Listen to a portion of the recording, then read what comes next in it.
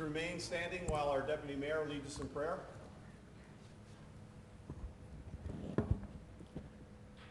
Lord, we pray for the health and safety of all those who live and visit our fair city. But today, we ask that you answer prayers voiced by so many in Brigantine this week. God, please grant a renewal of body, a renewal of spirit, and a complete healing to Lizzie Scotland, who is in our prayers, hearts, and minds. Bring comfort and tranquility to her family and knowledge and expertise to all who attend to her needs. Amen. I would ask you to stay standing for a moment of silence in memory of Mary Lou Mason and Helen Suey, two longtime residents of Brigantine who were very involved with the city and gave their all for our community.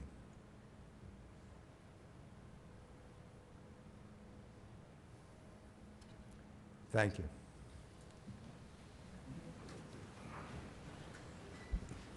Thank you, Dr. Kern. This to advise that meeting notices covering this meeting have been sent and posted as required under the Open Public Meetings Act.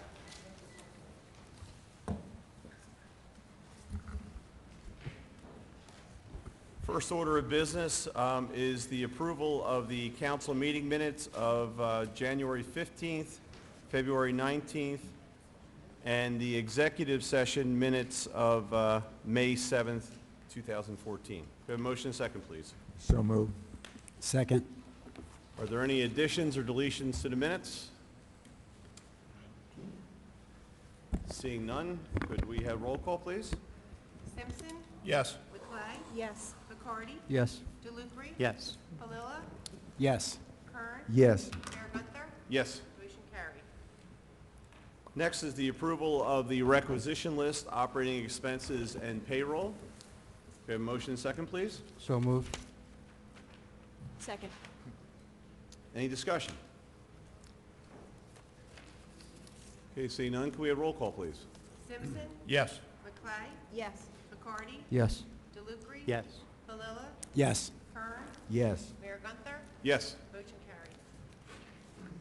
Okay, the first public comment portion is to comment, if you wish, on any items that are on the agenda. So anything that we are taking action on this morning, you can comment on those items. Want to remind everyone that we do have a 5-minute limit for comments, and we'd ask you when you please, when you come up to make a comment, use the microphone and state your name and address for the record.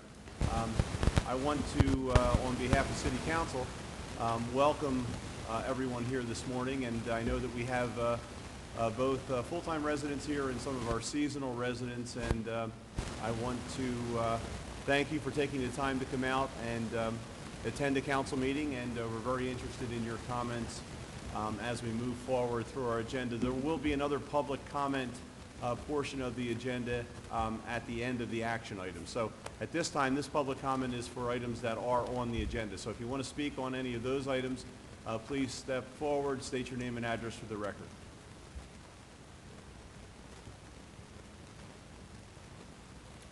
Okay, seeing no public comment on agenda items, we're going to move into our items that require action.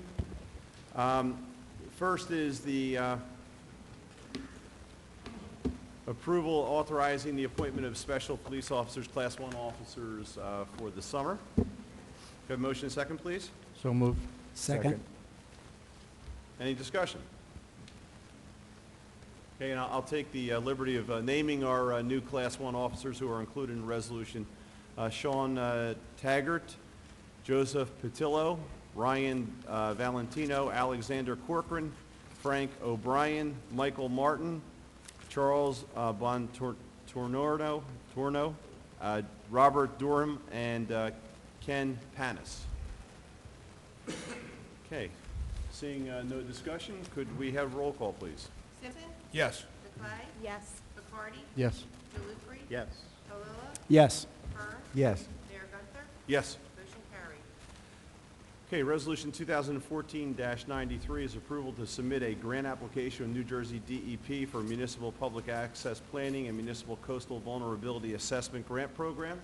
Have a motion and a second, please? So moved. Second.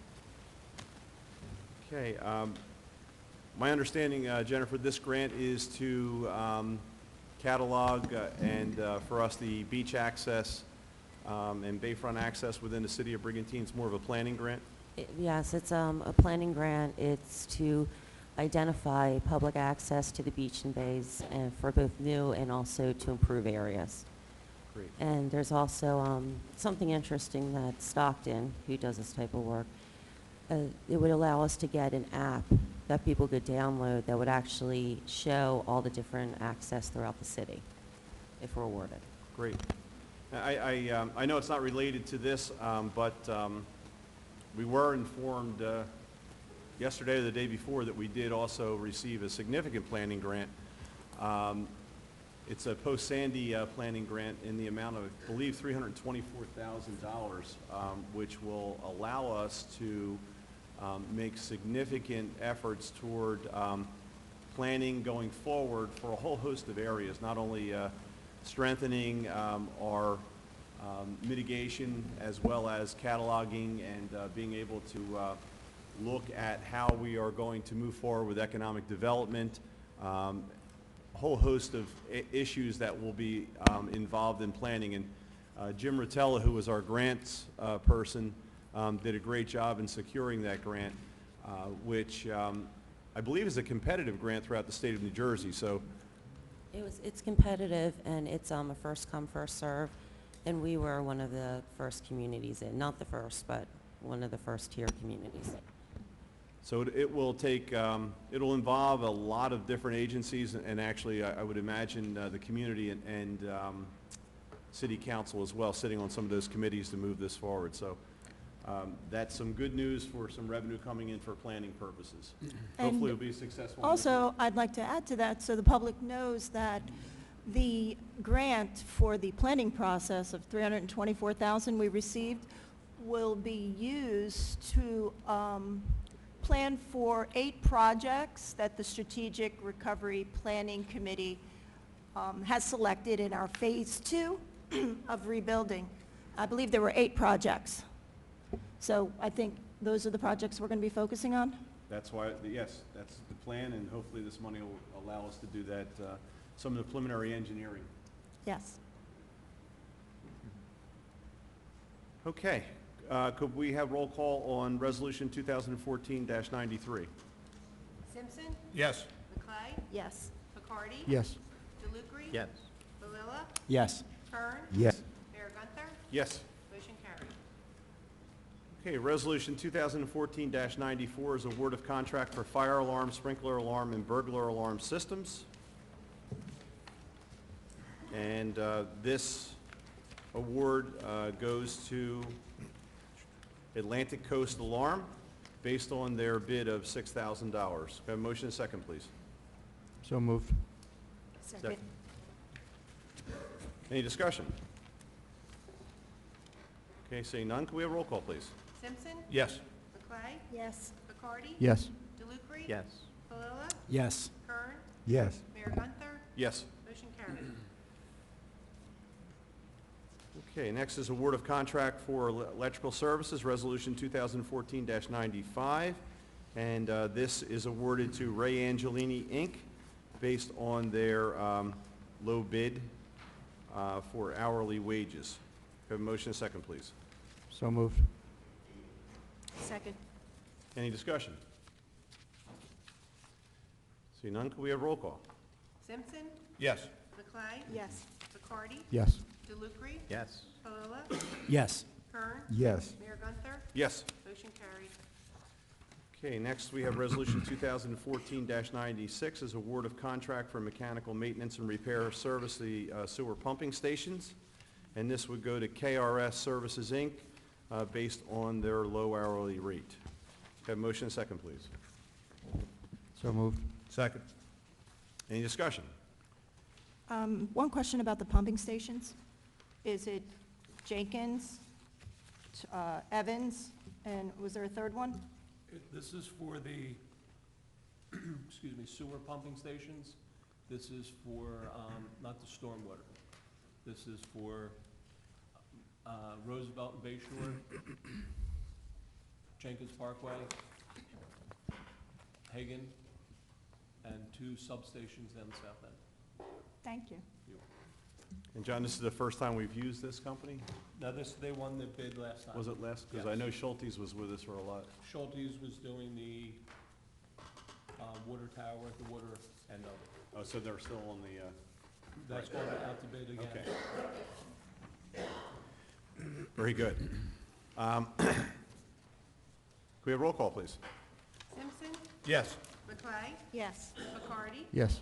DeLucre. Yes. Kalila. Yes. Kern. Yes. Mayor Gunther. Yes. Motion carried. Okay, Resolution 2014-97 is award of contract for heating, ventilation, and air conditioning, and this goes to GRM based on their low bid. Can I have a motion and second, please? So moved. Second. Any discussion? Okay, could we have roll call, please? Simpson. Yes. McLean. Yes. McCarty. Yes. DeLucre. Yes. Kalila. Yes. Kern. Yes. Mayor Gunther. Yes. Motion carried. Okay, we're going to skip over Resolution 2014-98, which some of that will be discussed, I believe, Mr. Cerny, in executive session. Okay. Next, we move to Resolution 2014-99, authorization to amend the contract with Atlantic County for repairs to Brigantine Boulevard. Can I have a motion and second, please? So moved. Second. Okay, any discussion? Okay, I think the resolution kind of is self-explanatory, but it is going to break the project into 2 phases, with the Lighthouse Circle being the second phase. Yes, Mayor. Unfortunately, Mr. Stinson isn't here. He has the best firsthand knowledge on this. But when this grant was originally provided, it was provided in a specific dollar amount with certain tasks assigned to it. At some point, the parties decided to split it into 2. As I'm sure council is aware, Phase 1 has already been completed. It's down around 32nd Street. It's a triangle area. That is done. At the time that it was decided to be breaking this into 2, certain funds were reserved for the second phase, which will include a traffic study at Lighthouse Circle. At this point in time, the county has not provided the reimbursement for Phase 1 because they want to update the contract to properly reflect the 2 phases and how that is going to go forward. That's what this resolution does. It permits the renegotiation so that we will have the contract in order with the 2 phases. Right. But, and thank you, Fred, that's my understanding as well. I want to make it clear, though, that Phase 2 is going to happen. That money is still in place for Phase 2. The funding is still reserved. Yes. Jennifer, the study that we had done by the group for bicycling and walkable communities, is that going to be incorporated, or will the county be aware of that so that can be looked at this time? We can submit a plan to the plan that we set for the pedestrian bikeway safety, the consultant report. I think that's what you're talking about. But this was all designed prior to that report. And this is something that I believe, and the mayor can answer because this is before my time, had been working with the county for a number of years to work on the circle. And I think there was a lot of modifications over the years of what they would do with that. But we can certainly give them the draft. And that's accurate, Jennifer. The circle has been in the works for several years, but I think it's understood that the circle is going to take some significant, as Fred said, traffic studies, traffic engineering, and some significant input from City Council about the configuration that is actually going to be the final plan for that area. So that is going to happen. It's just going to, as this phase is completed, we need the reimbursement for this right now and put it in the budget, but the other is ongoing. Do we have any time frame? Time frame for For the work for the that's... study, and when we'll be able to have input as far as, you know, putting in the bicycle or the data from the previous, the study that we had done? I can scan and send it over to the county on Tuesday. Mhm. No, but I mean, aside from a conclusion date that we have for this contract, do we know what the phases are going to be? And, or is it too soon to ask for that? This is an ongoing project. The reason that this was actually an agenda item was a recommendation from the CFO, because as you know, with the budget that we have, we had allocated about $500,000, and really to secure that, this resolution had to be modified to show the two separate projects. But it's been an ongoing work with the county, the whole Brigantine Boulevard and this Lighthouse Circle. And, Joe, my understanding is that it's probably about 2 years between planning and getting things together and bidding and putting it out for construction. So you're probably looking at least 2 years. And actually, the last grant, the one we spoke about, the planning grant, may have some impact on that as well, because the idea of raising Brigantine Boulevard is part of that mitigation and safety, I guess you would say, for evacuation purposes. So that may have some impact on this whole thing as well. But the good news is it is going to continue and is moving forward. Good. Okay, could we have roll call, please? Simpson. Yes. McClay. Yes. McCarty. Yes. DeLucre. Yes. Palula. Yes. Kern. Yes. Mayor Gunther. Yes. Motion carried. Okay, we move to Resolution 2014-100, amendment to Resolution 2014-84, the mini golf. We have a motion and second, please. So moved. Second. Any discussion? Just a clarification, and for purposes of the people in the audience, I did not support this resolution the last time, but I do have a question for our solicitor. Am I missing it, or is this is $20,000 per year? Yes, it is $20,000 per year. Should the resolution say that, or?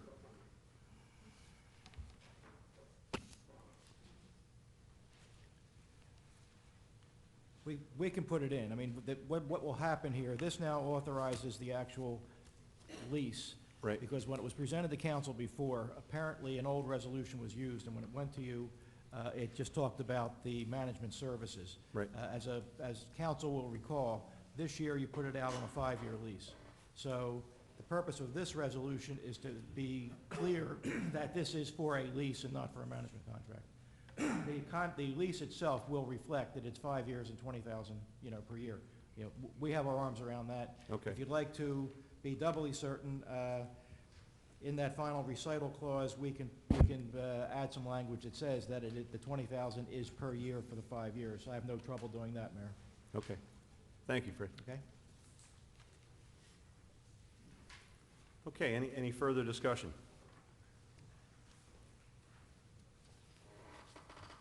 Okay, seeing none, could we have roll call, please? Simpson. Yes. McClay. Yes. McCarty. Yes. DeLucre. Yes. Palula. Yes. Kern. Yes. Mayor Gunther. I have to be consistent and vote no, since I voted no on it the first time about, I don't believe it's a good idea to be leasing the mini golf, but I appreciate the work on the resolution. Motion carried. Okay, next we move to Resolution 2014-101, which is award of professional service contract to Morningstar Golf. And this is to develop the RFP for management services for the golf course. Could I have a motion and second, please? So moved. Second. Any discussion? I got a question for Fred. Hey, Fred, as we discussed in our committee, are we going to bring Morningstar in and let them know they're the potential winning bidder, and council comes up with some requirements to be in the RFP if they're able to put them in RFP, or them to give us some ideas before moving forward? Yes to all of that, sir. Okay. Following the committee meeting, I spoke with the principals of Morningstar. We first of all focused on the expense issue, which you see now is in the resolution. Right. That their expenses are capped out at the 1,500. That was a concern of the committee. So we took care of that. Orally on the phone with Mr. Galvin, I went through at least a tentative procedure as to how we will get this started. And we are in agreement that once they are on board, the first thing is they're going to come back down and meet with the committee so that the committee can begin to define the tasks with them. We will have tasks identified in the contract. As council will recall, Morningstar actually submitted a proposal before we even got involved in the formal process of hiring and retaining, and that initial proposal identified a number of tasks. We'll incorporate those tasks into the contract and then come back to council, to the committee specifically, and get the committee's input. Mr. Galvin has certain concepts and ideas that he wants to run by the committee and have that input before he actually begins engaging in the tasks. Is there any way we can get all the council there? The committee, based on me, Councilman Palillo, yourself, and Jennifer, I think this is the biggest piece of Brigantine owns, and I think we need all the council's input. To the extent that what would be happening in that initial meeting would be the identification of tasks to be included in the contract. We can do that. We can do that in an executive session because it would be an aspect of the contract. If there's a point where we are crossing the line and having a more generic conversation as to what is to be done, that's going to have to take place in public. So the answer, of course, is yes, we can always find a way to accommodate, but I'm distinguishing now for council that there are going to be contract issues, and we could do that in executive. If you're going to have an open-ended discussion, that's going to fold back into the public process. Well, I just believe that, all of council, I'm sure everybody has their own opinion of what should be in the contract or if it's feasible to be in the contract, and listen to Mr. Galvin come up with his ideas, and Yeah, I think I guess not just the committee. I guess procedurally, as I look at this, I would probably recommend that the committee get together with Mr. Galvin on a short string and have that first conversation. And we can then expand it out to full Executive council if that's the intention of council and the committee.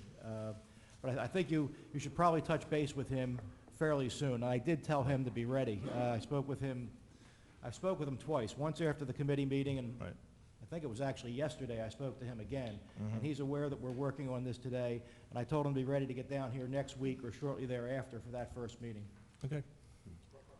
Fred, I don't know if this is a Fred question or perhaps other members of the committee. I understand now from your last comment that the plan is to get Mr. Galvin down here with the committee in the very near future. Who is responsible on behalf of the committee for making the outreach and for coordinating that meeting and any subsequent meetings? I would assume at this point that's been tossed to me. I mean, coming out of the committee, I was asked to contact Mr. Galvin. I'll vote for that. And so if you want to proceed that way, I'm fine with proceeding that way. Also, should this go to the eventual RFP, I'm assuming that I'm going to be asked to draft along with Mr. Galvin, so we will establish that relationship if that's what council wishes. For consistency purposes, it seems the most logical. Fred, just a follow-up, and maybe it's a fundamental question, but I think what Councilman Simpson was getting at was the RFP may have language in it that binds the city of Brigantine in a long-term contract with an operator. And I'm not sure how that's going to be structured, but I think what we need to have the public's input about whether that's something they want to see happen going forward. Okay. Can I comment on that?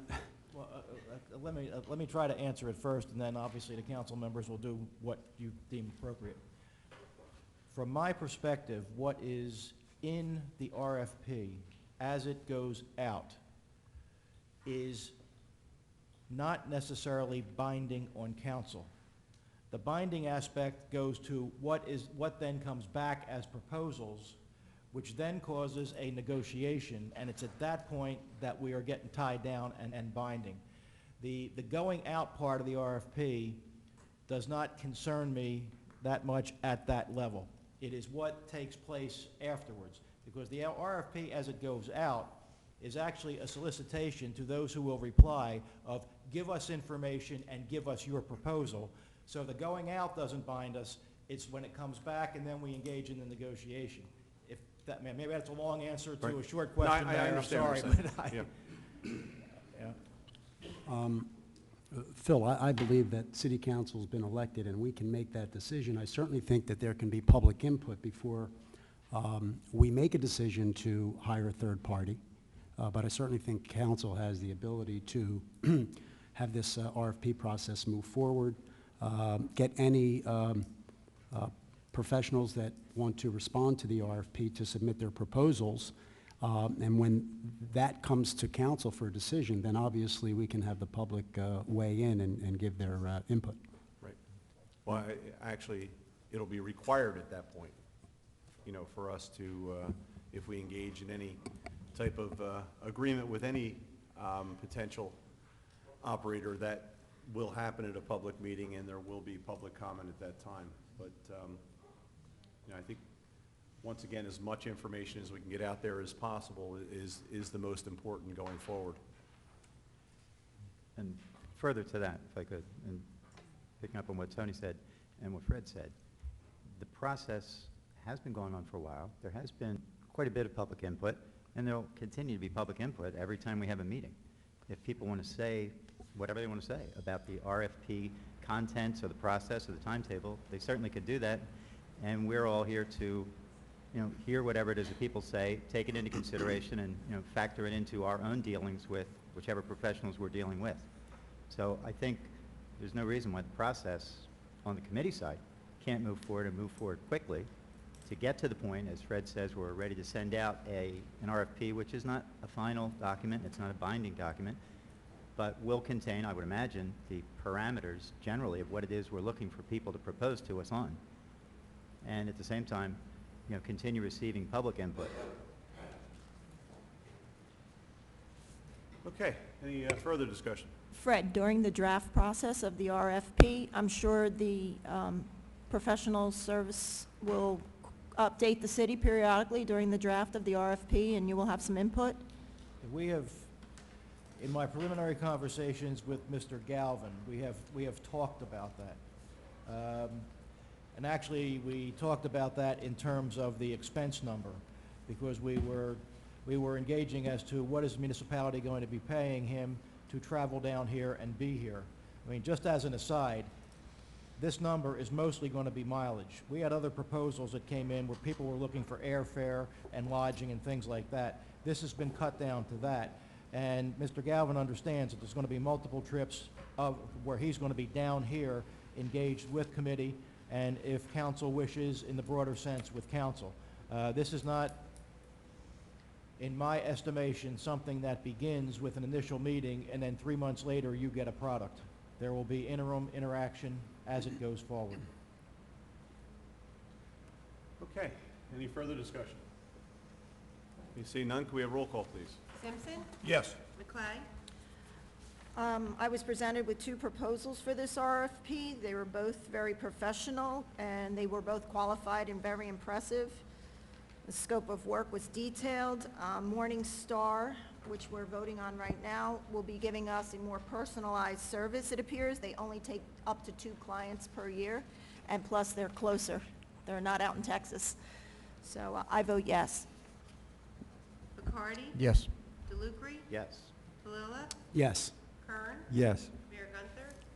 I'm going to vote yes as well, and I think it's important that we gather as much information as we can, and also we share as much information with the public as this process moves forward. Motion carried.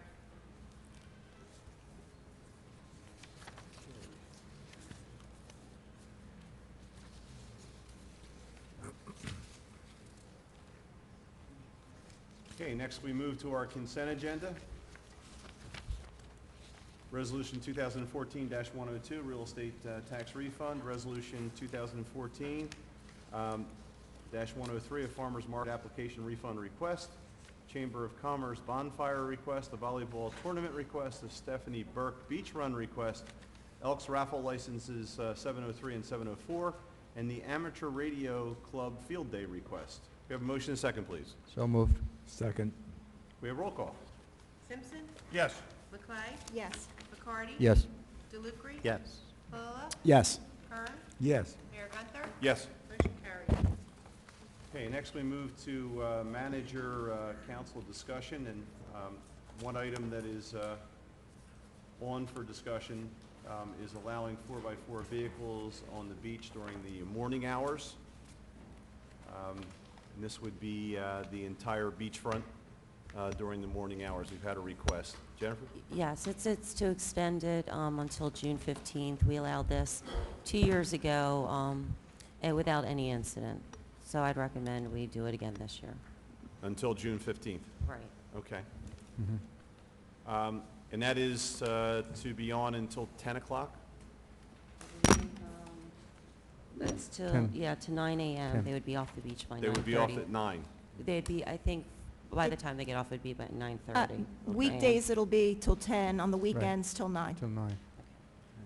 And there hasn't been any problem in years before. It runs perfectly smoothly, no? This is my, Correct? Jennifer? Jennifer? oh, Right. To my knowledge, there hasn't been a shred of problem with this in past years. We had no problem when we Good. extended it 2 years ago. Right. And the only reason I believe we didn't extend it last year is that the request came in too late. It was, you know, our council meeting was after the 15th. Mhm. Jennifer, I'm just directing it to you because you're the manager, not going to talk to John Doring. John, this doesn't impact any of your operations, does it? No, it will not. Thanks.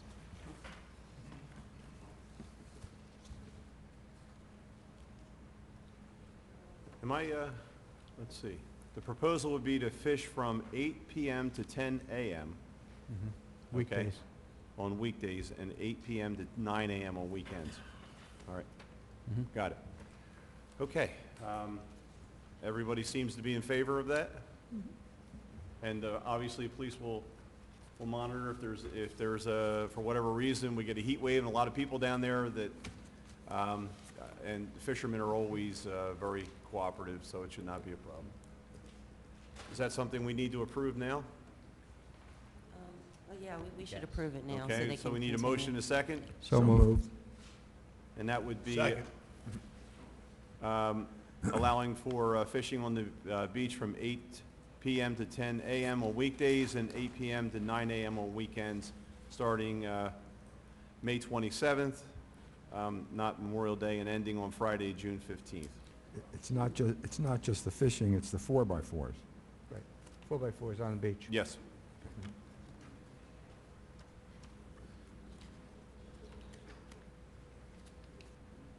Okay. We should. Any, and yeah, I understand what you're saying. That's implied. They're not walking out, they're driving. Okay. We had a motion second. Could we have roll call, please? Simpson. Yes. Leclerc. Yes. McCarty. Yes. DeLucre. Yes. Pallola. Yes. Kern. Yes. Mayor Gunther. Yes. Motion carried. Okay. And actually, it looks like there are some stripers out there. So, Can I know it's after the fact, but they have to have a four-wheel drive permit out there. We're not allowing them on the beach without a No. four-wheel drive permit. No, it's just an extension of what they're allowed to do now, so they Okay. do have to have the permit. Okay. Mayor, if there's no one else, I have a couple of things I wanted to touch on during the council comments portion. Sure. Thank you. Jennifer, if I could impose upon you, could you make a formal announcement for those here and those watching at home or wherever about tomorrow's Veterans Day services? Sure. Actually, I'm going to pass off to Johnny. I know that Johnny just spoke to the American Legion yesterday and got the details. The Veterans Day, Memorial Day services will be held at the 32nd Street Memorial Plot. The participants will line up in front of the American Legion at 10:30 and will march over to the Memorial Plot, and the service will be at 12 o'clock tomorrow. Wait, we're going to line up at No, 10:30? 11:30? o'clock. I'm sorry, I'm sorry, yes. Okay. 11:30. 11:30. I'm sorry. Services are at 11 or 11:30? Services are, they're lining up at 11:30, services will be at 12. Okay. The second thing, and I think in general, especially as we're entering now into our busy summer season, and on behalf of the council, I want to welcome all of our visitors and second homeowners who have made their first foray of the season down here. We're looking forward to a great season for everybody. You can check our website regularly for events, community events that are happening, and there is quite a bit happening throughout the summer, and not just on the weekends. One thing in particular I wanted to promote is the Stephanie Burke Beach Run. It benefits the South Jersey Cancer Fund, which has a tremendous record of turning over about 95% of all proceeds directly to the people whose programs that are people who benefit from their programs. It's all volunteer. It's kind of Brigantine centric. There's a number of Brigantine residents who have been heavily involved in it for a number of years. The run is on Saturday, June 14th. The sign-up's at 4 o'clock, and the actual run, it's a run and a walk, is at 5 o'clock. It happens in front of the Laguna down at 15th Street and the beach. And it's in honor of a former Brigantine resident, Stephanie Burke. She was a teacher, raised her kids here, and did tremendous work herself until her death for the South Jersey Cancer Fund. So it's something Brigantine's been supporting for the last 13 years. This is the 14th annual. And if you're a runner or a walker or just want to be a part of it, I would encourage everybody. It's 3 weeks from today on June 14th. Also, the Beach Committee of Council had a meeting since our last council meeting, and was very happy to hear from John Doring, as we always are, but in particular, as John and our manager, Jennifer, explained the many and detailed preparations that have been made to put things in place to get a running start to the 2014 summer season. And I want to publicly thank John and his people, and of course Jennifer, and everybody who's done what needs to be done to get the beach in shape and to get the town in shape and to put procedures in place to try and make things run as smoothly and as enjoyably for everybody as they can. One thing that's an annual problem, not unique to Brigantine, but it kind of stands out a little bit more because of our beaches, is the problem of litter. The Public Works Department, this year under John Doring, last year under his predecessor, was it Arnie? What was his name? Ernie, yeah. And council, we initiated a program to upgrade the number of and the type of trash cans that are on the beach in hopes that the easier availability of cans, and not incidentally the easier availability of handling and unloading those cans for Public Works, might encourage people not to leave stuff on the beach. Had a positive effect, didn't have a perfect effect. I do this every year. I plead with people, and I'm kind of preaching to the choir, I know, because the people who are watching and the people who are sitting here are not the people who are the problem. But when you're on the beach or anywhere in town, we have any number of trash receptacles within a short distance of wherever you are.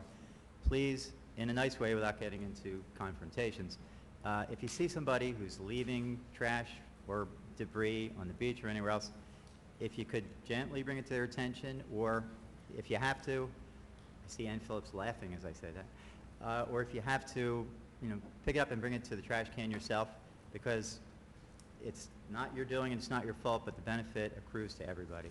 And it's greatly appreciated by the people who use and genuinely appreciate the beach. One final thing, a much different note.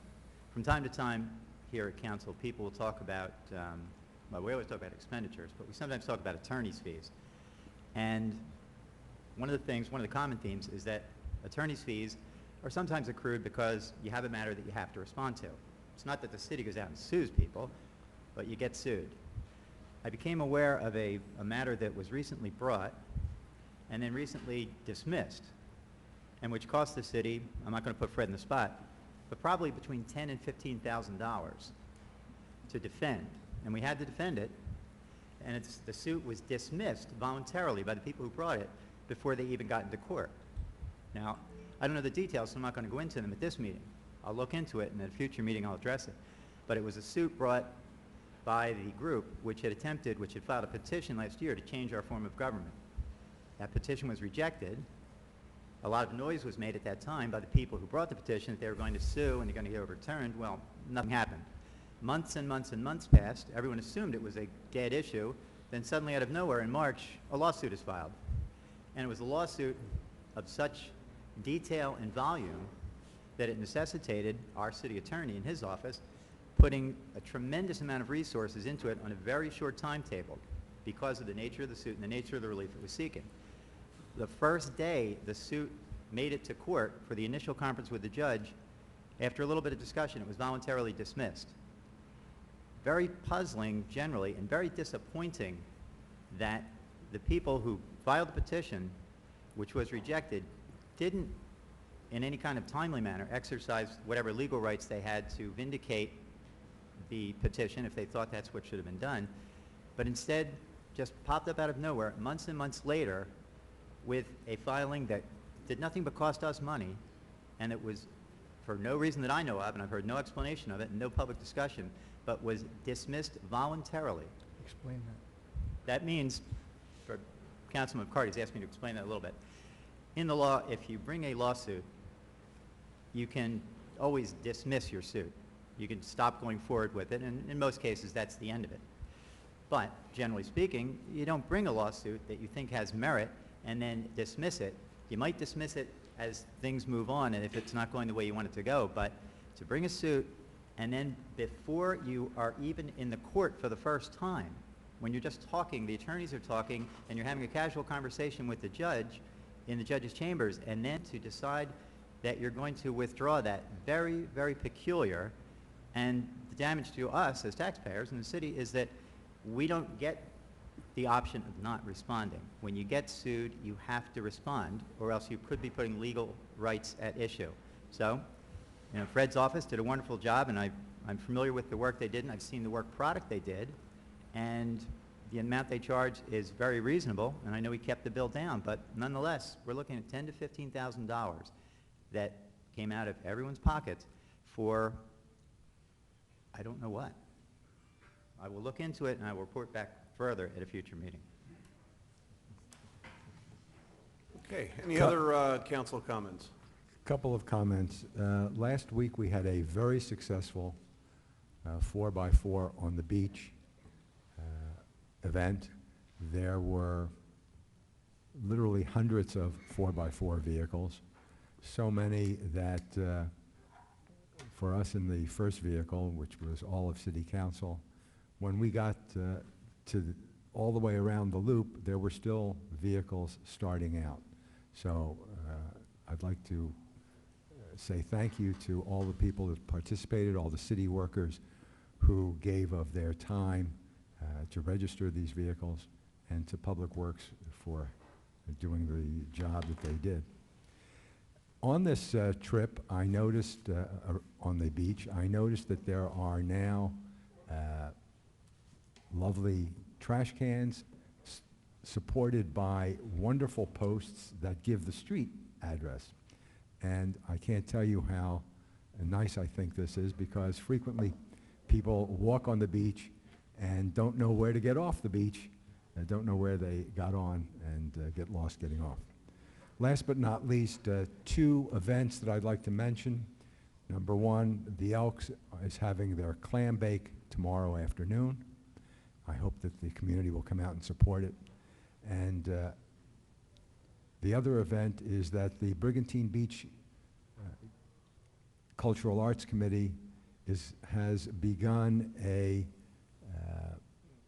amateur theater group. Their first production is Night Watch. It will be held at the Community Center on the nights of June 12th, 13th, and 14th. I certainly hope that the residents and visitors to Brigantine will support that event, the nights of June 12th, 13th, and 14th.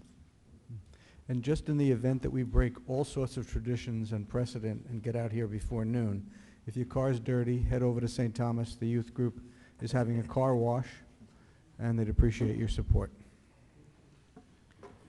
Okay, any other matters we're making announcements, I'd like to encourage everyone to attend the art night, which is on June 5th at our the Brigantine Elementary School.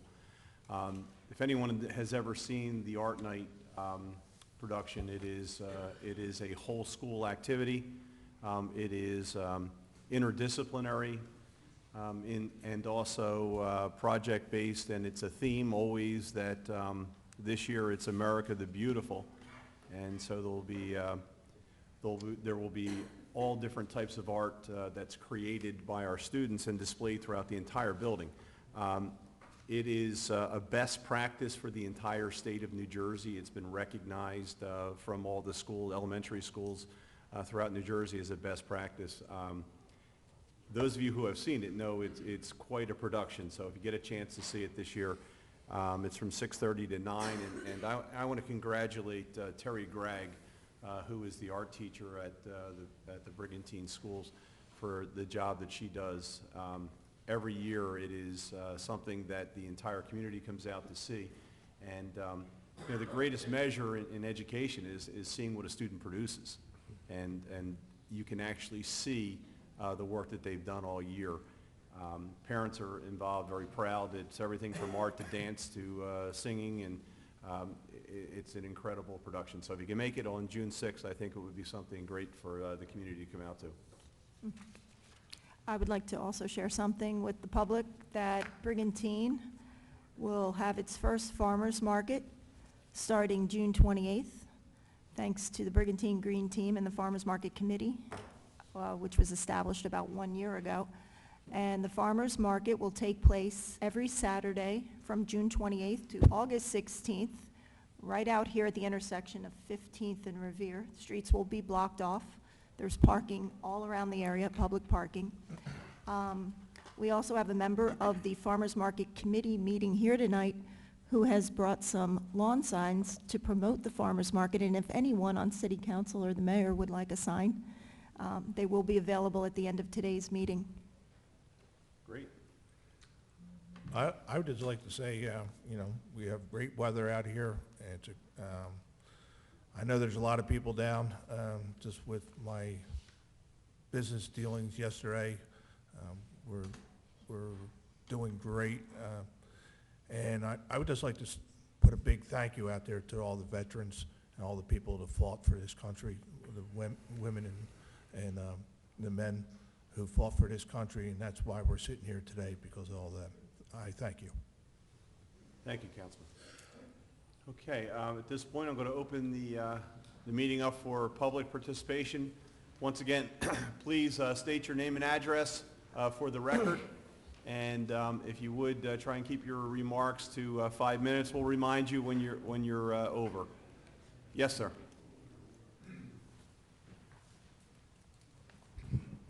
Yes, my name is Cliff Lennox. I'm from Edison, New Jersey, and also 1203 East Beach Avenue, right across from the old Rod and Reel. First, I want to compliment the town. The beaches were restored 2 years ago. They're bigger and better than before. Now, if you could do something about the greenheads. But in all sincerity, I see two problems. One is the seawalk along the main drag there. Well, the first part of the problem is that there is no lighting there. Before they had the lights up, the lights were out. Now the lights have been removed. They're putting them back. Okay, because now in the season, people are coming in, and the second thing was that they had the benches that people paid for to sit there. I guess, will they be replaced too? Yes. Okay, that's all I have. Thank you all very much. Thank you. Thank you. Yes, Charlie.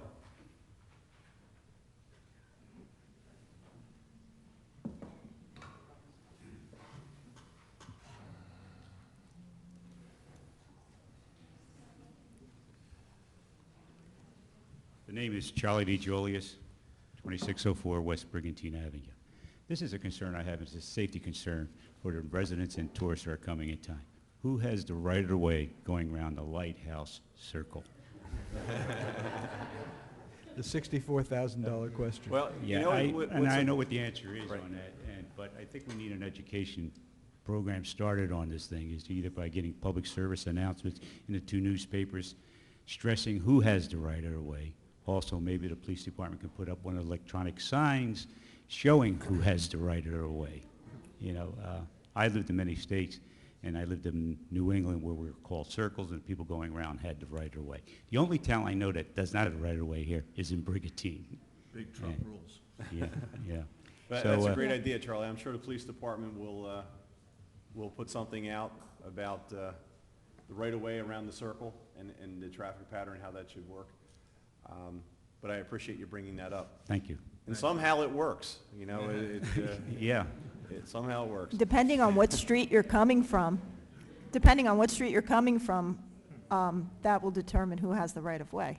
There are 3 streets with stop signs, so when there's a stop sign, I guess the people on the circle have the right-of-way.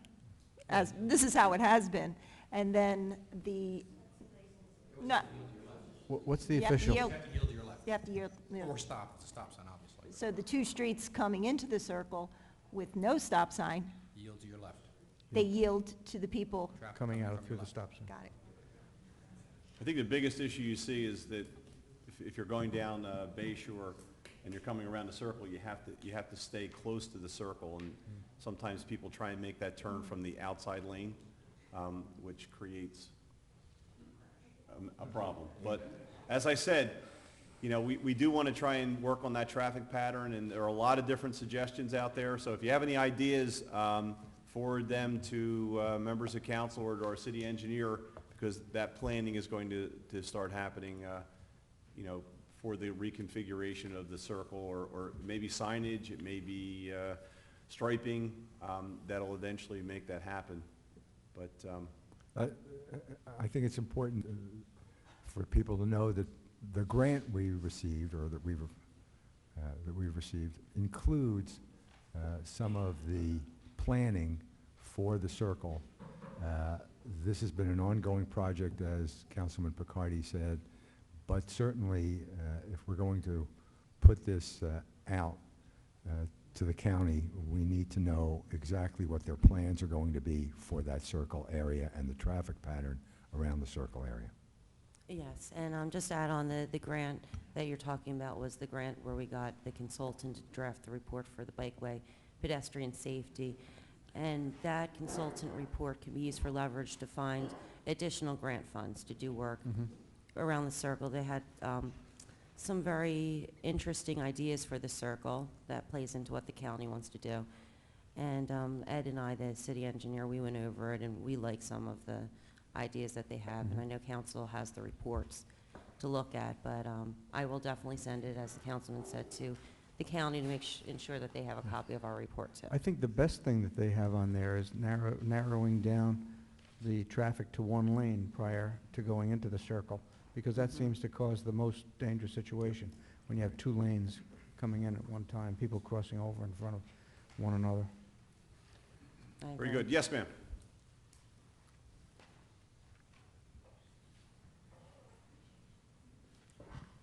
My name is Eileen Conley. I live at 424 West Shore Drive.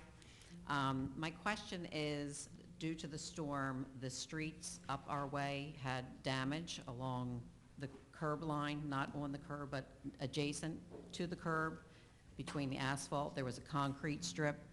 I did call last year and asked if something was going to be done with it, and they said, you know, eventually maybe that was the answer. So my question really is, what is the city getting for infrastructure repairs, and when are they going to be done?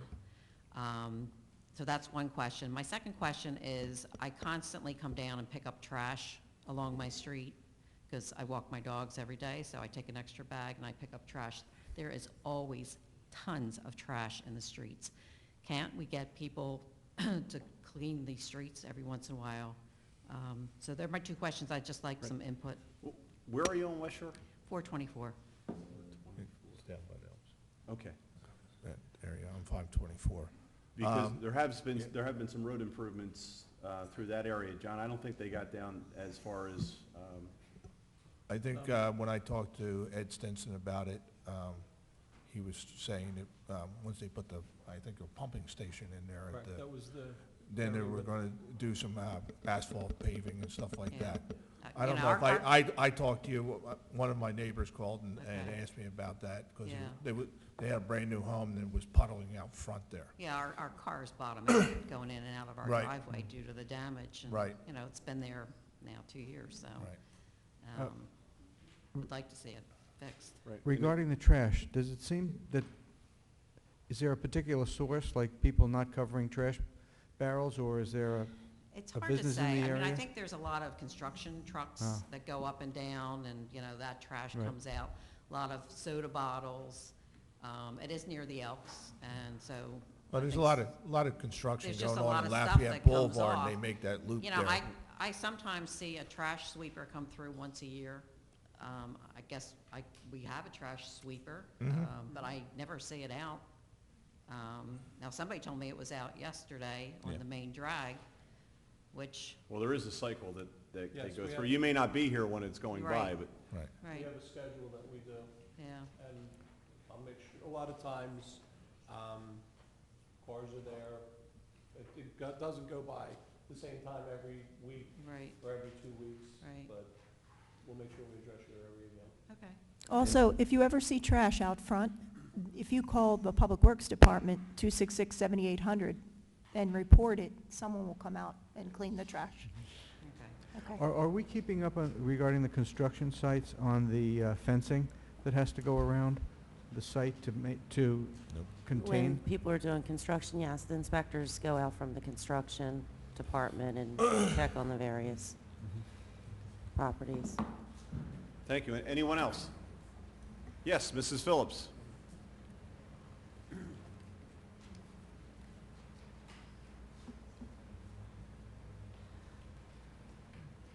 Ann H. Phillips, 308 27th Street, for the Brigantine Taxpayers Association on 2 topics. First, we want to thank publicly Mr. Dan Howard for his many accomplishments as Director of Public Safety. He has exemplified the meaning of the word professional in his skills and in his behavior. It is fair to say that too often, and not to Brigantine's credit, his professionalism was not reciprocated. Mr. Howard recognized the reality that everyone in this administration must accept. Substantial departmental and contractual changes must be made for our city's budgets to be financially sustainable and affordable to taxpayers. He served the city well. Second topic. The election is over, but issues remain, one of which is the use of overtime in the police and fire departments. In particular, the differences of opinion about whose authority it is to approve it. The director says that according to the public arbiter, as of February the 19th of this year, the captains now approve overtime. At the last council meeting, Mayor Gunther, upon hearing this, said, quote, "I don't know. I'm shocked since I assume the manager has the final say," and he called the system flawed, unquote. However, Captain Platt of the fire department continues to say, contrary to his own union's policy and practice, that the director has the ultimate control over how much overtime is spent, unquote. A previous fire chief, Darrell Platt, agrees with the arbiter and the unions. Quote, he said, "The department heads have always had and should continue to have the final approval," unquote. Overtime can exceed the budgeted amount, which in the 2014 budget exceeds $700,000. Should a department's personnel have final control over their own overtime without any oversight from the chief executive officer, who is the city manager, who represents council, which represents the taxpayers? What do you, city council members, and your own labor council say about this issue of overtime? And I'll sit down and listen to your comments, because this is a very pressing issue and evidently contradictory one. Thank you. Thank you, Mrs. Phillips. Let me first begin by saying there are a number of people who misunderstand this form of, misunderstand this form of government. We do not run the day-to-day operations. We are legislative, we set policy. It's as clear as that. City manager runs the day-to-day operations. My comments about overtime, and I want to be very clear about this. The department heads, and especially in public safety, if in fact there's an emergency going on, if there's a fire or there are several ambulance calls, that person who is the commanding officer, chief, captain, has to have the ability to bring people in to cover that emergency. I think everyone would agree with that. They don't need authorization from anyone else to bring someone in to cover that emergency. It has to happen because you have to deal with the situation at hand. We also know that right now we have a structural problem with overtime. You are shorthanded in the fire department. You have shifts that have 6 men on the shift.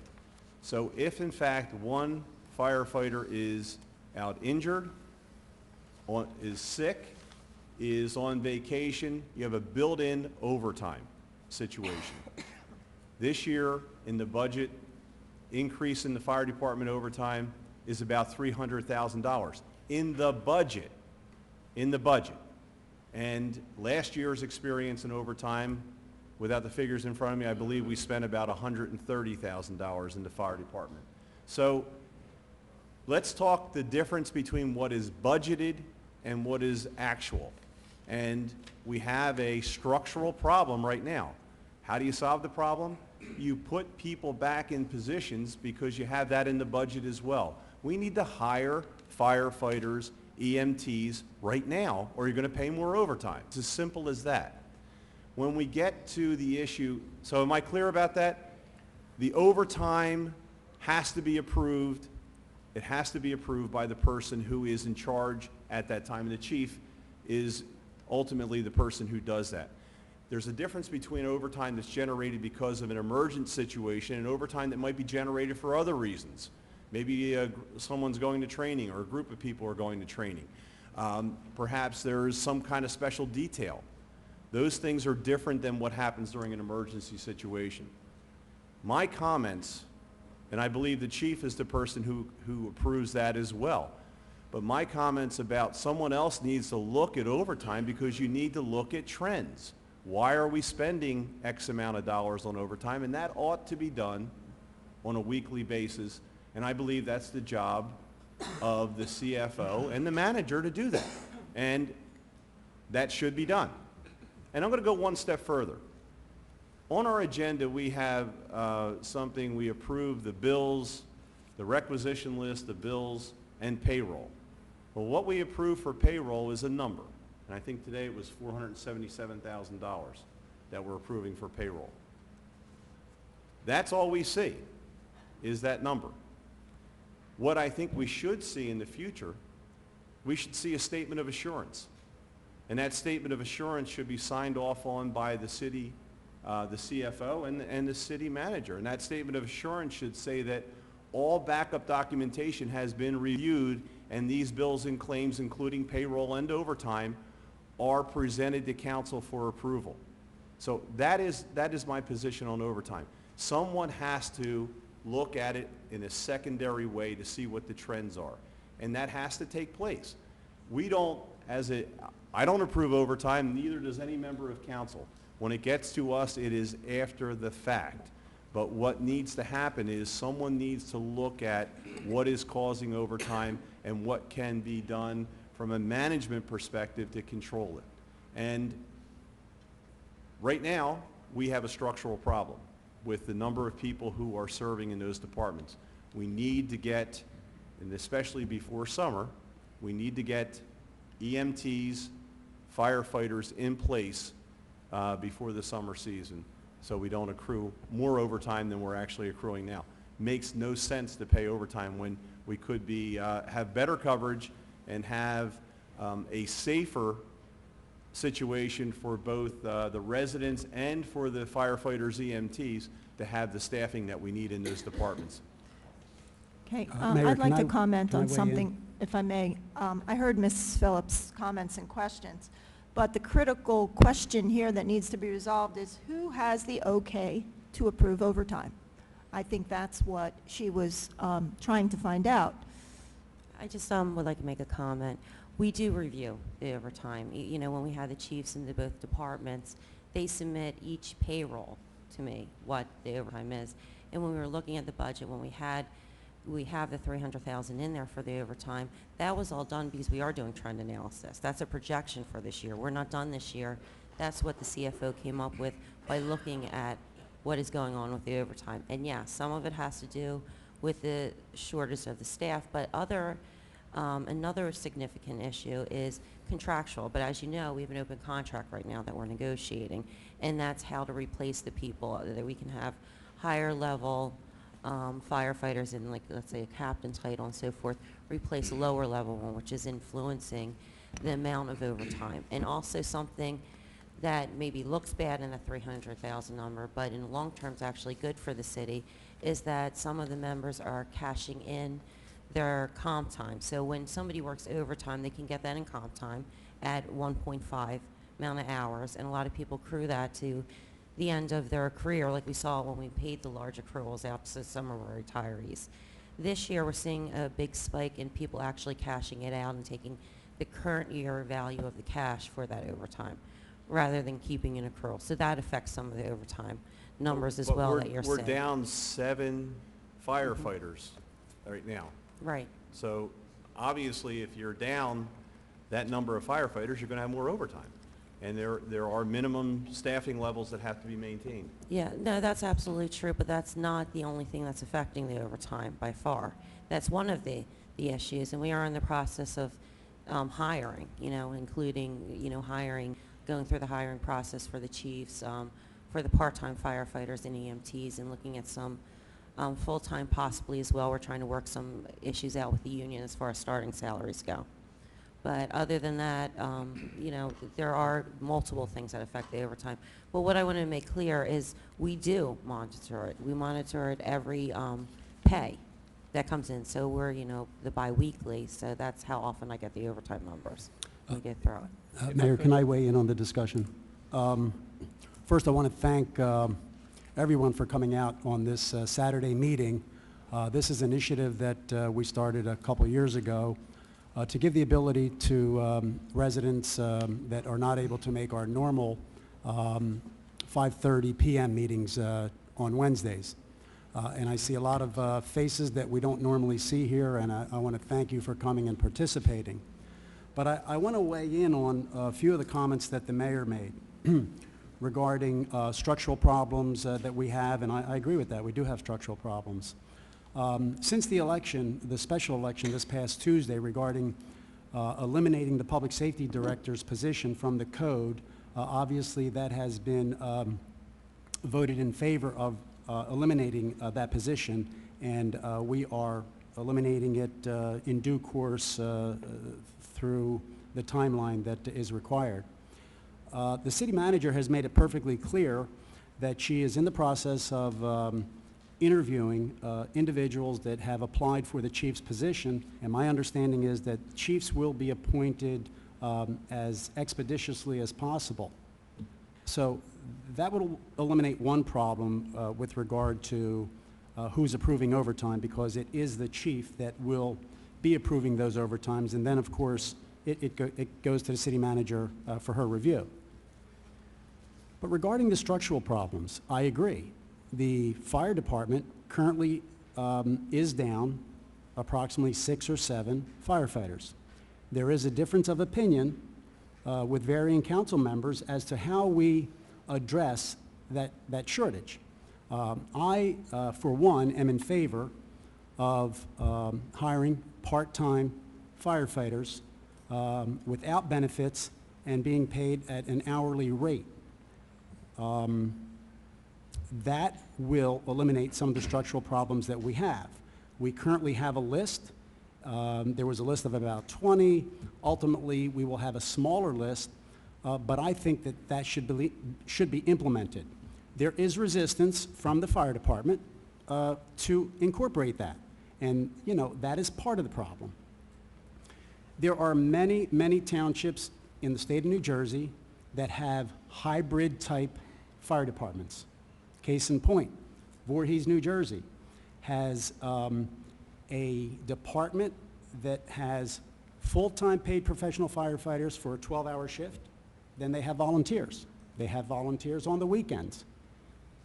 These hybrid departments can and do work. Nationally, we have 69% volunteer firefighters, 31% paid professional firefighters. We are not advocating volunteers.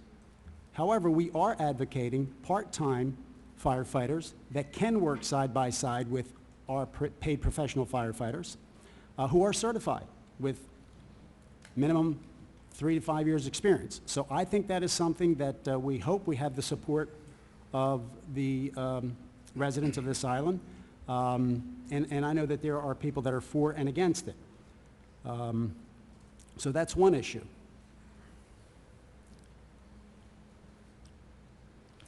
There are comments made regarding comp time versus being paid out cash. And, you know, some people may trivialize the fact that if someone is taking comp time, it's insignificant, it doesn't mean anything. Well, that's not the case. Comp time means that they're either going to take vacation time at some point to utilize that comp time, or they can accumulate it and get paid out at the end. So it is a real number, and there are dollars associated with it. So I don't want the public, when they see comments that, well, it's comp time, it's not cash overtime, trivializing the fact that there is a cost there. So I believe that if we all work together, City Council and the departments, and try to move it forward so that we can make some structural changes that will reduce the cost of operating our two most expensive departments, which is public safety, never at the safety of the citizens, but looking out for the citizens to implement services that will give them the services that they need, but reduce the cost. Thank you. I'd also like to make something clear, that the oversight of overtime is something that has been going on. It's not something that has just cropped up because we've had problems with it. The city manager and the CFO always look over those issues and analyze them. And when we have questions, the answers to those questions are readily available. I have a comment. Problem we have here is all we do is talk. I've been here a year and a half.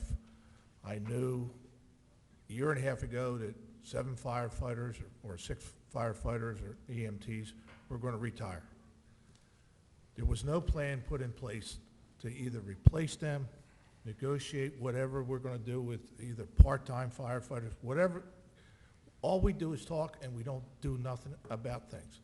And that's why it festers on, and that's why overtime is went from 130,000, now we have it budgeted for 438,000, and we also have 250,000 in there to replace 5 firefighters. So all we do is talk. We don't do anything. This is the problem I see with council, you know, and I'm not individually pointing out anybody at council, Republican, Democrat. We talk. We leave here, and nothing gets done. And that's the problem we got with the overtime and even the police department. When you're short, you know, I run a business. When you're short-handed, you know, just like yesterday, I was busy. I allowed 1 hour of overtime, 1 hour. And that was it. And if we have 10 hours all year, I'll be upset about it. But I don't go talk to the employee. I go talk to the supervisor in charge of that person. So You can't. we always, Joe, all we do is talk. We don't do anything. No, but listen, but I just want to say this, though. You can't compare running a business that's a profit-making center with the overtime issues that we're dealing with. You can project overtime. It's something that's moving forward. But much of the overtime, especially when it involves public safety officers, is after the fact, and that's the only way it can be. You cannot ask a captain to call somebody up and say, can I call somebody into overtime because I'm shy, or we have two engine ads out, and we have to have a recall. You're correct. So, The captain has to make the decision. Exactly. And then, And it's got to be done then, and his decisions can't be delayed, and they can't be but we're given second thought. projecting $438,000 in overtime. But there's a lot of different reasons for that. It's not just the hours. Yeah, because we don't do It's- anything. It's We- the way We that- talked about part-time firefighters. If I agree or disagree, it doesn't matter. And it's been in the We'll works. just pass it. It's been in Pass the it on. works for a very, very long time. That's what I'm saying, But- long time. We don't do Right, anything. because If I could comment, please, just to clarify a couple things. First of all, to go back to your comment, Mr. Mayor, and to dovetail what the manager was saying, you mentioned trend lines and mentioned trend analysis.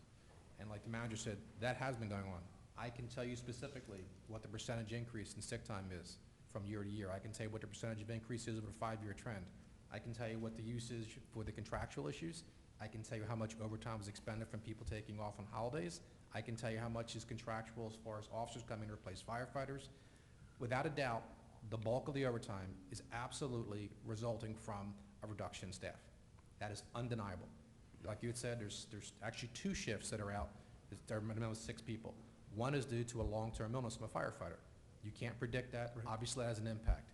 But just so everybody is aware, I can tell you all those percentages, and they're in front of me. I can tell you there's $50,000 went to training. Majority of that's coming back hopefully from an AFG grant. I can tell you that $14,994 came out of a storm, unplanned. I can tell you that there was $3,609 that was resulting from makeup EMS training because people were out sick. I can tell you all those numbers. So there has been trend and oversight with that. To go back to what you were saying, Mr. Simpson, about the talking and so forth, there have been conversations that I'm aware of, that I've been personally involved, going back to July, about trying to come up with ways. Everything came back to the contract. Obviously you can't violate the contract, we all know that. And it came up in January, right? It came up again in January, it came up again in February, it came up again in March, April, and it came up again in May. Right. Okay, like the manager said, that's a contractual issue. We just can't arbitrarily violate it. To go back to nothing being done, the part-time issue has been talked about for months. There has been an active, ongoing process with that. That is a time-consuming process because it's not going to be done in a hodgepodge manner and just throw people into the firehouse. That would not be I'm productive. not saying that, Dan. I'm not suggesting you are, so I'm just giving you the updates, because I've been questioned as to what the process is. One of the council members mentioned, I think it was 20. It was actually 28 applications. Those background processes and that vetting process takes a lot of time because it is a meticulous process. So there has been steps taken over the course of the last 6-8 months that I can personally vouch for. And there has been attempts in which to get things in Dan, we and to just put the oversight. passed a budget with $250,000 in it for Yes, sir. firefighters. Correct. If we did that, I'm assuming we're hiring firefighters. And we have a list out there now. So if you're gonna hire firefighters, you know, it's summertime, let's get it done. You know, you already have the list, you already have the people I'm assuming you're gonna pick from. And, you know, it's been a year and a half. If I knew a year and a half ago. Just so we're clear, Wait a minute, Dan. If I knew a year and a half ago that these people were gonna retire, I would have a plan in place. Andy, You know? we did not know a year and a half ago that these people were Absolutely you retiring. did. No, we That's all did we were not. talking about. No, because in the contract, all they have to do is put a letter saying that they may retire, which they tend to do at Right, the point but- that they're allowed to retire, But that- and they do not have to retire. So for us to go through a process that's expensive to hire people when somebody doesn't retire, that's not practical. And they have, most of the issues are contractual, and you keep talking about this overtime amount going up, 300,000, but that's one part of the salary and wage budget that has to be looked at as part of a whole. The salary and wages went up about 122,000, which takes into account some additions of increases in the overtime, but also a decrease in the full salary and wages we had for the people retiring. And So salary- yes, there is yeah, going to be salary and a wages went period up of time. 122,000. But there's But going you to- also had 6 firefighters that retired. Right. So there's another $700,000 on top of that. So it actually went up $822,000. No, it didn't, no, Absolutely. no. In, Yes. That budget, how do you add into another 700,000 in there? Because you don't. The budget itself from you had last it one year year, you don't have to it the this next year went up about If you 122,000. have And that $700,000 the year includes the before, 300,000 of and you have the overtime. $122,000 higher, you have to have that in there, It's not in the budget, these numbers you're talking about. right? Because the year before, you're losing $700,000 in payroll. The only truth here is that the budget went up by a certain dollar amount. And it wasn't 400,000, it wasn't 300,000, in that salary, which is about 120,000. Right, So you throw out these again, $700,000 numbers, but that's not in the budget. But, Those numbers don't correlate to anything. But you had employees the year before that are gone. So your budget went up $122,000. Now, less Which than, includes the overtime amount that you keep talking about of 300,000 to supplement the period of time when they're not here. right, Well, well, if we we're work not- backwards on this thing, I think if we try and peel away the onion, if you will, the overtime situation has been created. Because if you look at the numbers from last year, and Mr. Howard just said that, he has the analysis, he's looked at the numbers from last year. In the budget, you put $300,000 more for overtime, and you have $225,000 for hiring additional firefighters. So that overtime, which they have not been hired, has been created. If we had the staffing in place, our numbers would probably be very similar to they were last year. Maybe if there's some training needs, maybe we would have higher overtime in that regard. The bottom line is, you have to make a decision. And I want to make one thing clear. I'm not in favor of part-time firefighters. We have a professional fire department. Each firefighter is also an EMT. We are at a minimum staffing level right now. We have extraordinary service that people depend on. And we need to keep that service where it is and make it better going forward, not diminish it. When you look at, and I know there's been an attempt to try and drive a wedge between part-time residents and full-time residents. Everybody wants the same thing. We all want the same thing.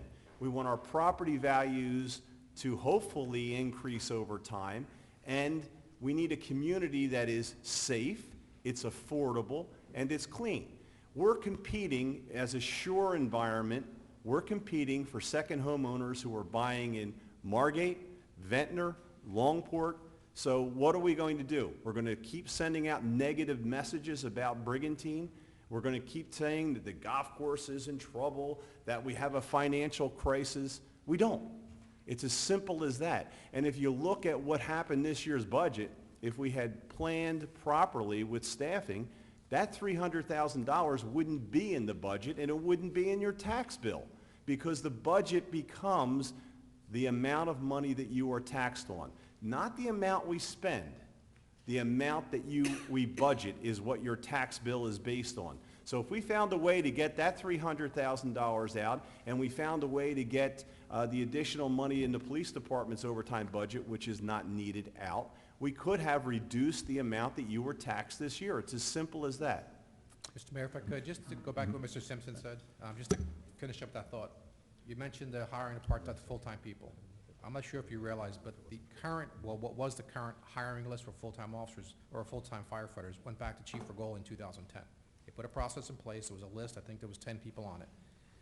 We took the steps to extend that list, which expired in December 31st. Again, there was attempts made to try to come up with something, but the contract was closed. It is what it is. That date of that hiring list expiration was the same date of the hiring list expiration. I'm sorry, the hiring list expired the same time the collective bargaining expired. Now, moving forward from there, the manager extended the hiring list from 2010 to April 30th, again, in an attempt to work through the collective bargaining process. Unfortunately, that process has been slowed and is not getting there. So there have been steps in which to do what you're suggesting. Dan, when did the contract expire? December 31st. Okay. In the world of contract negotiations, 5 months with an expired contract is not an extraordinary amount of time. I agree. It really is not. I agree. I mean, you have contracts that could go years that are expired. But when you So- have a situation as that you described in Brigantine, which I actually wholeheartedly agree with you, extraordinary services, extraordinary people doing extraordinary things in the emergency services. But you still have a process in which you know you have to go through, and you just can't arbitrarily violate or impose contractual issues. And you also, it's not prudent to hire people at full-time staff under the old contracting process, hoping you can get something, the same thing for a lesser amount for the city. So that's the whole process. And I understand May I your... may I make a comment, too? Yes, ma'am. I think... And if you would identify yourself for the Eileen record? Connolly, Thank you. 424 West Shore. I think as a second homeowner, what I struggle with is, you know, there's a certain number of people on the island full-time, okay? And then you get this huge influx of people, second homeowners and vacationers during the summertime. And I just don't understand when I look in the paper and see the salaries of the firemen and the policemen here and the number of employees that there are, how it can be justified. And that is one reason that I would say you should look at part-time people, because the majority of your population is here for a couple of months in the summer. In the wintertime, you have how many people who live here? I don't even know, but I know it's not many, because so many have been driven out by taxes. Well, I would disagree with that. And the taxes keep going up. And as second homeowners, we feel like we get very, very little for our dollar. Where do you live full-time? Skippack, Pennsylvania.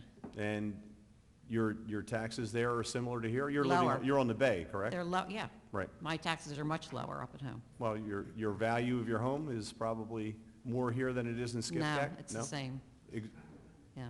It is? Yeah, it Okay. is. And, you know, if you look at Avalon and Stone Harbor and places like that, I mean, I know you guys always compare yourselves to Right. Margate and Ventnor, but, you know, there has to have been some study of how many people do you really need to have.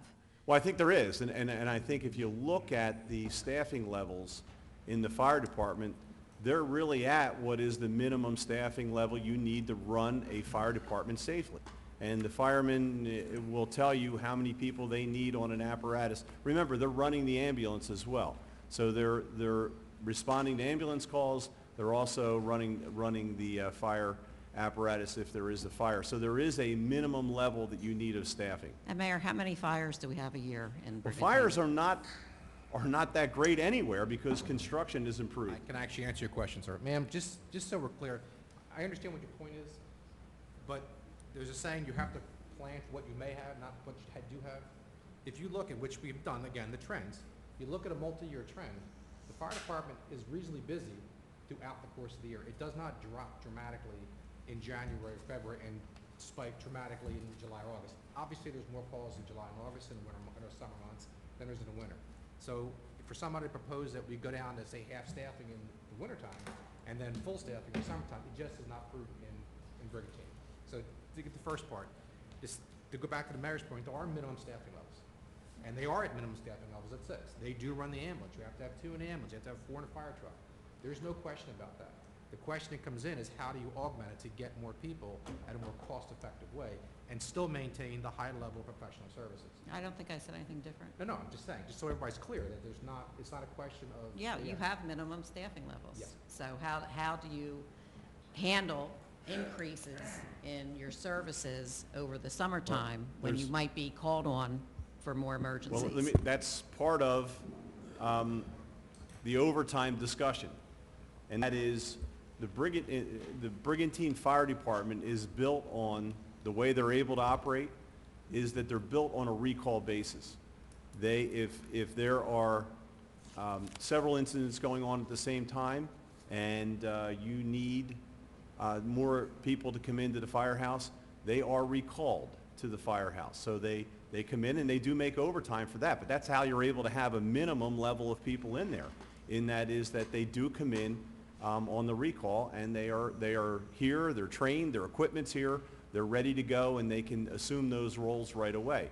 But it's not like you have excess staff sitting around the firehouse. You don't. I would never want to have excess staff sitting around the firehouse. I'm Well, sure you agree with the that. other problem too is if we're gonna cut somebody, you're gonna cut the lower people, and it's not gonna make a big deal on your taxes.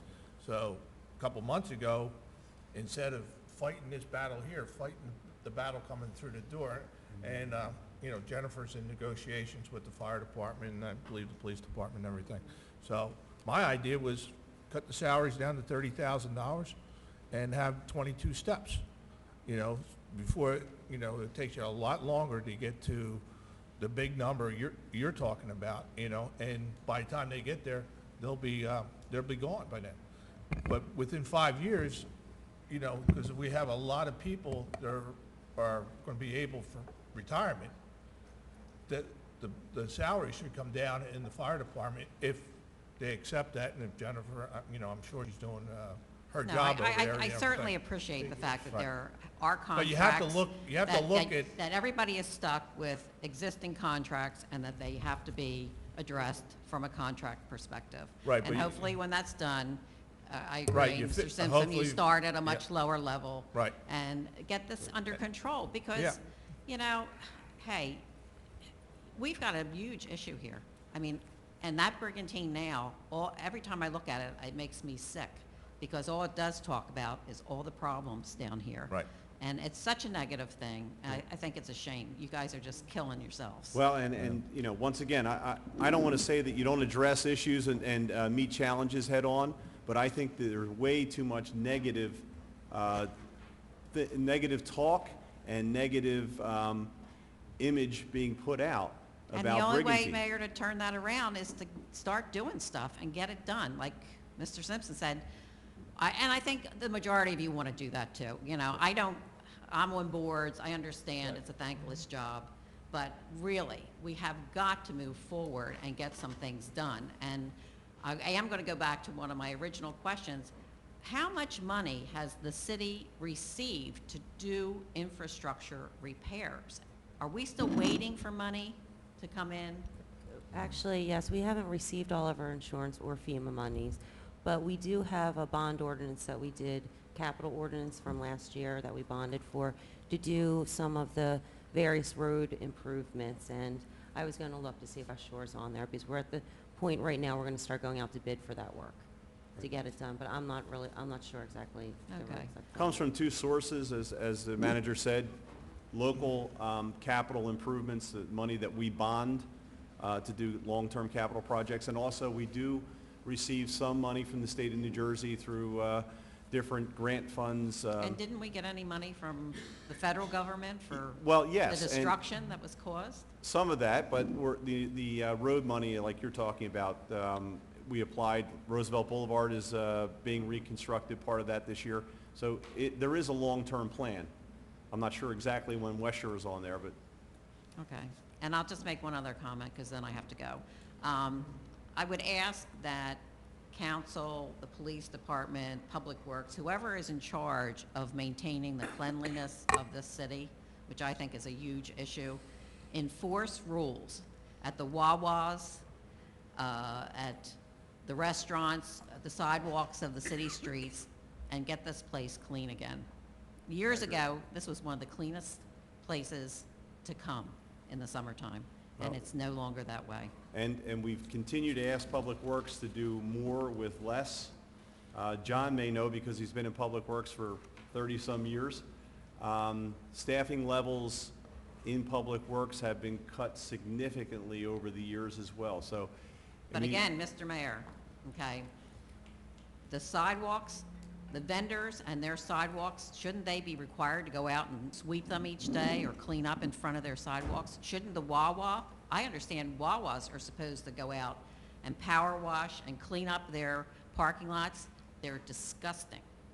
So it's a matter of enforcing the rules that I hope are on the books and just making sure it's done. I'll talk to Rich, our construction code official. Thank you. Now, And hopefully, you got all of that off your chest. Now you can enjoy the rest of the summer. There you go. Mr. Papa.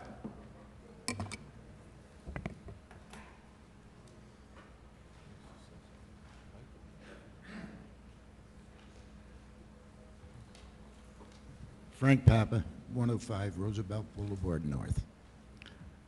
Mr. Mayor and Mr. Simpson, You're sitting here making it sound like the problem with the overtime and the expense in the fire department is limited to not having enough people. Do you accept that there's abuses in the fire department on overtime? Yes or no? No. You don't? No. 4 years ago, I came in front of this council. I got an Oprah request and got sheets. I showed you where a fire captain was getting 6 hours overtime for writing the police or the fire report in the daily newspaper, which was costing us, taxpayers, $500. The captain at that time was Fagoli. I met with him, and he rescinded that. There was no more of it. There's abuses in the fire department. Well, I'm gonna... Now, wait a minute, let me finish. But I want to, once again, and I think our solicitor warned you the last time, Mr. Papa, you're not able to talk about individual employees at a public meeting and make Did I give a name? Yeah. Who did I give? Captain Fagoli was the individual, was the chief, and he rescinded it. He's gone. Okay? He's gone. The other thing I would say, you can't mention names. The representative for the fire union's been on the television and on the radio making statements, okay, about I did something illegal and criminal because I published and had that paper that I showed last week about the overtime and the abuses. I got the Oprah request here. I got the receipts from Mrs. Sweeney. I got it legally, not illegally. Could I have copies of that? Yeah, you could have a copy of it. Can I ask a question? I guess to our council. When that request came down for Oprah, did you approve it? For the overtime slips? No. I'm trying to recall how that happened, because there was an Oprah request, and I was concerned about certain personnel matters, and I believe I deferred it to Mr. Bernstein, the Labor Council, because of the nature of it, and the decision was made there as to what was actually released. I cannot tell you what was released and what wasn't. I will tell you that the flag... Mr. Papa, do you have what was released under this? What? Do you have what was released I on... have what's not released. What? I have what was not released, and what was not released, I got a copy here, no statute, the statute line from Mrs. Sweeney. It says on here, quote, has been denied by our city solicitor and our labor attorney. Have reviewed the request and deemed it not releasable. I want to see a copy from Mr. Cerny, from Mrs. Sweeney, that he denied it, and one for the labor order. Well, he was just explaining that. Now, there's no statute on here referring to why it was released. Was it released? There should be a statute on this one sheet. Well, I guess the question that's being asked is, what did you receive and what did you make copies of and release? And where did you get it? Where did I get them? I got 600 and some pages of when I put in the open request. In that 600 and some pages were these sheets that were overlooked probably because they didn't want me to see them. And they were the overtime request and the overtime sheets that were paid. Frank? And there's a lot of them that I didn't get. It would make your hair stand on end when I get them. And I don't intend to get them because I am going to file another over request with the city. If I'm denied on the same two reasons that I got, I will file suit to get the paperwork. As a taxpayer, I think I have the right to see what we're paying in overtime and for what reason. Not a sheet that's got dates on it, 12 hours, 6 hours, no explanation. But it, Answer me. I have to defer to the solicitors if they're saying it Fair. can't be So released. why don't we do this? why don't defer to me for a moment? Okay. The request came in, it was, I looked at it, I consulted with Labor Council, and direction was given to the clerk. That's what happened. And it's, from my perspective, for today, the story begins there and it ends there. I'm not even sure what this discussion is now about. If Mr. Papa chooses to file another OPA request, he's entitled to do so. If he does so, it will be reviewed properly, as all OPA requests are. That's where we are. And I'm not sure that there's much benefit in council engaging this conversation beyond this point. Well, Frank, if you're done? Yeah. Thank you. So, one point of clarification. We as a council, of course, can't comment on individual personnel matters. True. And we certainly can't publicly discuss anything that might involve the conditions of anyone's employment. That doesn't extend to the public. The public can say whatever they want. The risk they run, you may say something which is defamatory. You may say something which gets you sued, but that's their choice. So let's be clear. People can say whatever they want to say. Now, in the hopes of bringing some clarity to the continuing discussion, and there will be continuing discussion, I'm sure, even beyond today, about the entire overtime issue. First, let's take out of the discussion any reference to the February 19th, 2014, what is often referred to as the arbitrator's decision, but it was not an arbitrator's decision. It's a memorandum of agreement that was entered into to resolve a grievance. It's entered into between the city and between the firefighters local 2657. I have a copy of it here. It's been represented in different venues to say a lot of different things, which it doesn't say. All it says is that the captains, when serving as the officer in charge of their respective shifts, are entitled to additional compensation in a set amount per hour. It also says that this memorandum of agreement is not precedential in any way, shape, or form for any future dealings between the signatories in the city, or between the signatories, and it's also not precedential in terms of what the city can or can't do going forward as far as designating chiefs, deputy chiefs, or anything else. So to the extent that people rely on that or want to say that this document means something more than that, it doesn't. You can all get a copy, OPA request, if you want, and you'll see that. The second thing, overtime is largely governed by the contract. The contract that was entered into, there's two separate contracts between the firefighters on the one hand and the fire officers on the other, basically the same in this regard. Overtime is dealt with specifically in those contracts. Contract was entered into in 2010. It expired at the end of 2013. It continues, however, in effect during negotiations, which, as we've heard, are ongoing. And we don't talk about the negotiations publicly either. In relevant part, in the firefighters' current agreement, Article 9 deals with overtime, and it deals with different categories of overtime.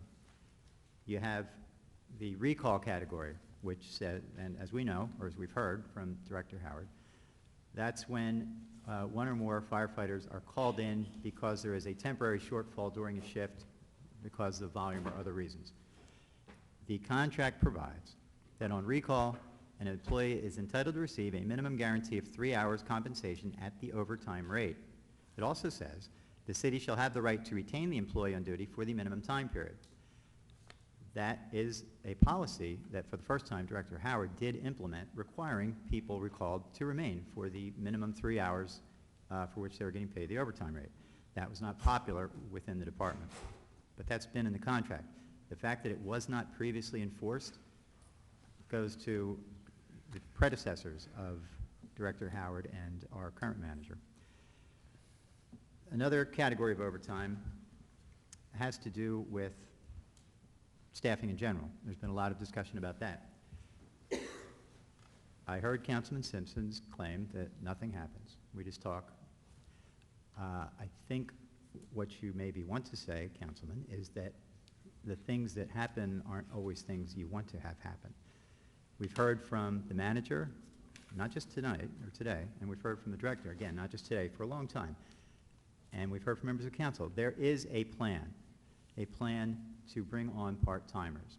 Contrary to what the mayor says, part-timers would be every bit as qualified objectively and subjectively, as a person who you might bring on initially as a full-time employee off a hiring list. The part-timers that we solicited and the people that have now made it through the process to the point where I understand they're ready to have their physical test, these are people who have served as firefighters, volunteer firefighters in most cases, in some cases I think on a paid department, people who are trained as EMTs, people who want to do the job. The only difference between that person and a person who you would bring in initially as a full-timer is one is not there full-time and incidentally would not be a member of the union initially, and that actually the person by and large that you're bringing in part-time is better qualified because they have actual experience. To be on the list, you don't have to have experience. You have to have been tested and you have to have done the physical, but you do not have to have had any actual experience firefighting. So I respectfully disagree with anyone who wants to blanketly characterize the part-timer pool as being in some fashion inferior. In fact, I think it probably brings you a better quality of candidate. So a portion of the overtime is definitely attributable to staffing. That is unfortunate, not optimum by any means, but it is something that's being worked on. And there is a process, and the director has explained it, and it doesn't happen overnight. The contract also has provisions dealing with manpower shortages, which is the kind of overtime that comes up when you have a short shift. You know, because, as has been explained, when you have the minimum requirement of 6 firefighters or 6 personnel per shift, if there's someone who is out for whatever reason, they have to be replaced. What the contract says is very clear, and it said this both in the 2010 version and in the contracts that immediately preceded it, so this isn't anything new. Overtime due to manpower shortage, this is Section K in Article 9. Overtime due to manpower shortage is to be offered to the firefighters on duty first, second to fire officers on duty, third to firefighters off duty, and fourth to fire officers off duty. There's very clear priority. There's a sequence where the person within the department, and it would be, if you have a chief, it's probably the chief, or the chief may delegate it to a captain, but in any case, it's always going to be at least a captain. If they know there's going to be a shortage on their shift, they have to get somebody to replace it. And the contract says, this is the sequence in which you're to find somebody. Is that happening, or is it not happening? I don't know.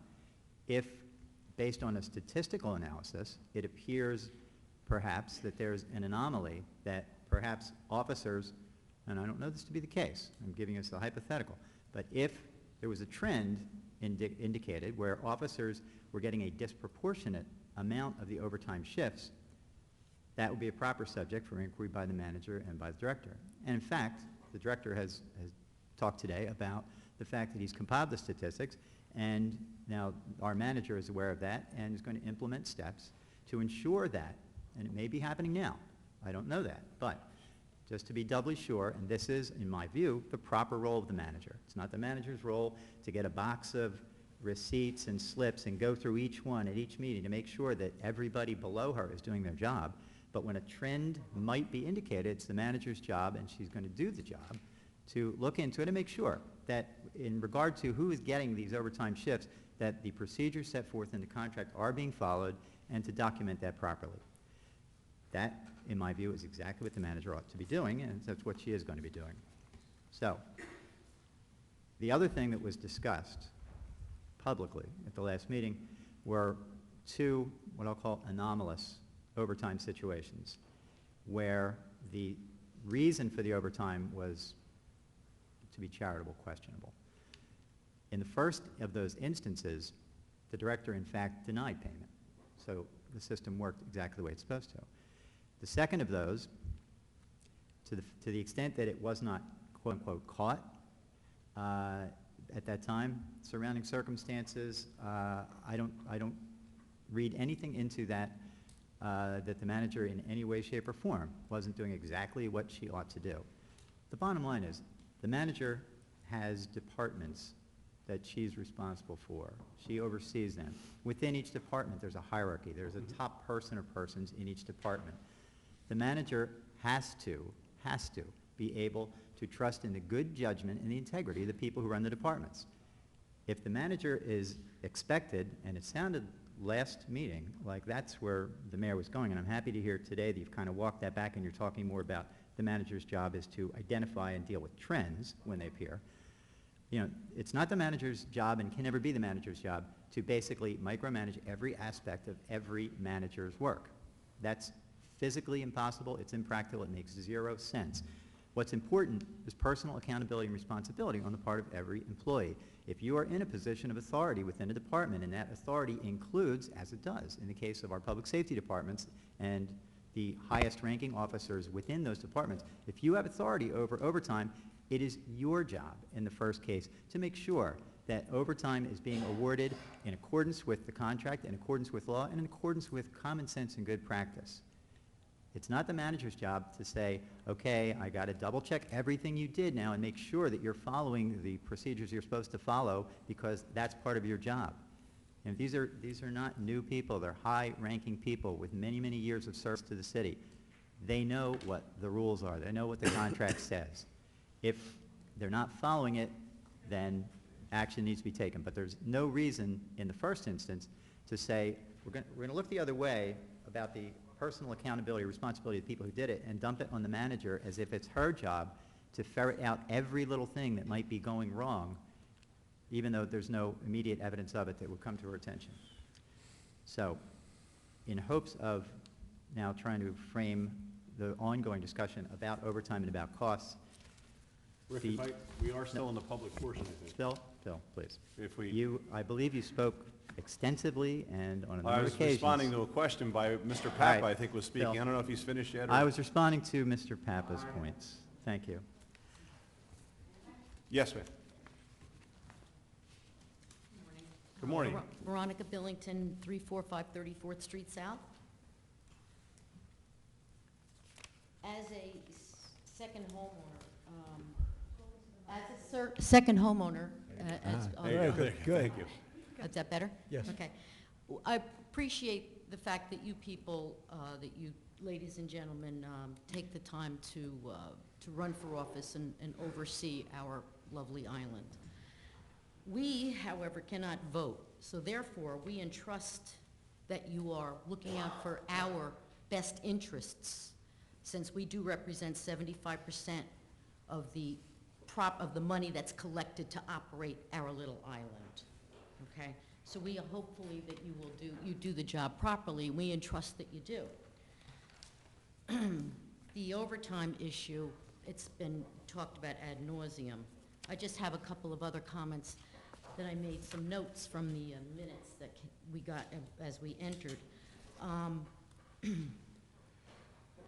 I don't understand why you guys can't come up with the proper number of police, fire, and EMT to solve this problem, why it's going on for years and years. And one of the other things that bothers me is not so much your comp time and overtime, but the hours. How do firemen work 12, 14 hours, 3 days, and then they're off for 5 days doing whatever, and the same with probably some of the other people. And also golden parachutes. In business, you use it or you lose it. No more of this adding up overtime and vacation time and then retiring with an extra $100,000 in your pocket at the age of 45 and then coming back and being able to work full time. That has to stop. It's stopping in all the other cities in New Jersey. I know it's stopping in my city, and it's stopping in a lot of the other cities. I come from North Jersey. The firemen and the cops, this is not New York City. It's not Philadelphia. It's a small island with a finite number of people during the season, and we know how many people come here during the off-season. Why can't these issues, why can't it be just across the board? Why do we have to worry about special hires and special this and special that for 3 months? The money that you have, you know how much you're budgeted, you know what your tax rolls are year to year. You should be able to budget it so it's good for 12 months, not good for 3, not good for 9. I don't understand why you can't come to a decision that you're not all in agreement. I mean, some of these things should be simple. It's a finite number of people. You're dealing with an island. You're not dealing with 8 million people in New York and 3 million people in Philadelphia. You're dealing with a few thousand 9 months out of the year and maybe 3 or 4 times that for 3 months during the summer. And we're still not here the whole 3 months. Most of us still come only down for weekends because we do have to work to pay the taxes, but we do. We love our island. And there's a couple of other things, you know, I don't understand. You talk about the dirt and the litter and whatnot. For years I was saying, put tops on the garbage cans. It's not the people that are making the messes on the beaches, it's the seagulls. You put a top on the can, the seagulls can't get in there and they can't fly around the beaches with all the crap from the garbage cans. It's pretty simple. I don't know, maybe it's just me. The money that you were talking about for these, for the grant that's coming in for different projects, is there enough, is that money just to initiate the projects? Or is there enough money to fund the projects? Are you going to be coming back to us saying, well, we started this, we started this, we started this, now we have to pay for it, now we have to finish it? Is there really enough money? We have to make decisions on a per-case basis. We can't just blanket say, we've got all this money coming in, we're going to do this, this, this, and this. Let's make sure there's enough money before we start something that we can't finish, so you're not looking to raise our taxes again, and your taxes as well. The other thing, the schools. How many principals and administrators do we have? And how many do we need? Has not the attendance and enrollment decreased? Isn't there a way to consolidate those services? I believe they are taxpayer-funded projects, schools, administrators, again, golden parachutes, people that retire at the age of 45 and 50, young enough to collect their lovely pension, the $100,000 bye-bye, thank you present, and then also be able to work full-time and accrue another benefit, another pension. Veronica, do you want us to answer any of those? Because answer it's all of it, or quite a list there. just- I'm gonna try and start from the. I have one other Okay. question. The golf courses, is it beneficial to us to outsource them, or is it that nobody knows how to operate mini and 18-hole golf courses? Is it beneficial or to us to outsource them? Well, I'm gonna give my opinion on the mini golf. I think it makes no sense, but I was outvoted on that, but that's just my opinion, but other members of council feel differently. Going back to the school, have had a declining enrollment at the school. The school board just passed a resolution. They are looking at consolidating administrative positions, and they will be looking for opportunities to do that, so that is in the works. Teachers do not retire they retire at the earliest in New Jersey at 55. So they're there a little longer, and typically their pensions aren't as high as some of the other public employees, but they do stay a little longer. But the other issues that you raised, you know, you're right on target about what's happening throughout New Jersey, and it's going to happen in Brigantine as well, and the manager's in negotiations right now. We've said this for many, many months now. The contracts going forward are going to be very different than the contracts that are in place. We're dealing in a new economic era. The state of New Jersey is doing the same thing. You know, people who are getting hired today have a different pension system than those of us who were school or municipal employees prior to now. People coming in the door today have to stay on the school side. They're staying until they're 65 before they can retire with their pensions. Their pensions are very different. So all these things are happening. A lot of them are driven by changes at the state, but they're also, everyone is being driven by the changes in our economy going forward. So contracts with municipal employees, especially police and fire, the trend is more steps, lower starting salaries, looking at health benefits, whether families get covered or just single benefits are covered for an employee over a period of time. All these things are on the table, and they're being implemented throughout the state. I agree with you on the staffing levels, and our overtime, I don't have the numbers in front of me, maybe Mr. Howard does, over the years has been pretty consistent, maybe some bumps in some of the years, But we've created this situation right now. We've actually created a situation by not hiring the full-time people who are on a list, who are EMTs, and they will be trained as firefighters once they're in place. But the bulk of our business is EMT right now. So there's no reason for those people who are sitting on that list not to get hired to fill those spots, and they could move forward in those positions, and we would have the coverage that we need. I agree with you wholeheartedly on that. And I'm not sure, and I don't know who's applied for the part-time positions, but I don't know how many of them are firefighters and EMTs. I'm not sure what that mix is. But all, okay. So those things are, you know, look. Funding the project. Oh, the funding the projects. The grant money we're receiving is a planning grant. So that will enable us to have, if you will, a lot of the engineering, planning, most of it's going to be done by a professional planner, that will enable us to hopefully put in for additional grant money for projects coming forward. And a lot of that will be pushed down through the state, you know, with I guess there was $60 billion that was authorized for the Sandy recovery.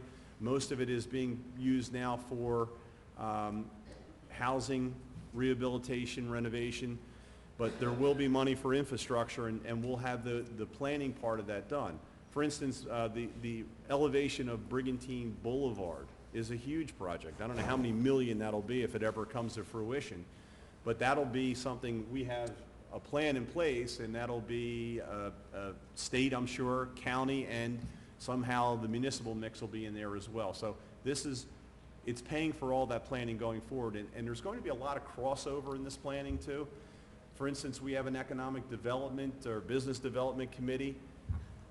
We actually talked at the last meeting about hiring and we're not talking about a lot of money, but hiring an economist to quantify exactly what our needs are, what space we have available. So when someone walks in the door and is interested in investing in Brigantine, they can be given a package, you know, what our demographics are, and all those things will be in one place.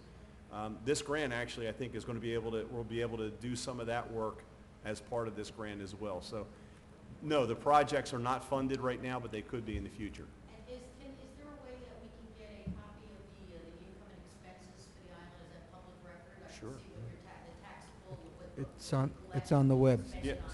Speak at the microphone. Yes. Oh, I'm sorry. The income and expenses, Yes. the budget document will show you what was expended last year and what's budgeted for this year. It's all detailed, everything? It's as detailed as by department, and then sometimes within the departments, you'll see We it. can get a copy of that? It's on the web. It's on the website? Yep. Thank you. Mrs. Dragon.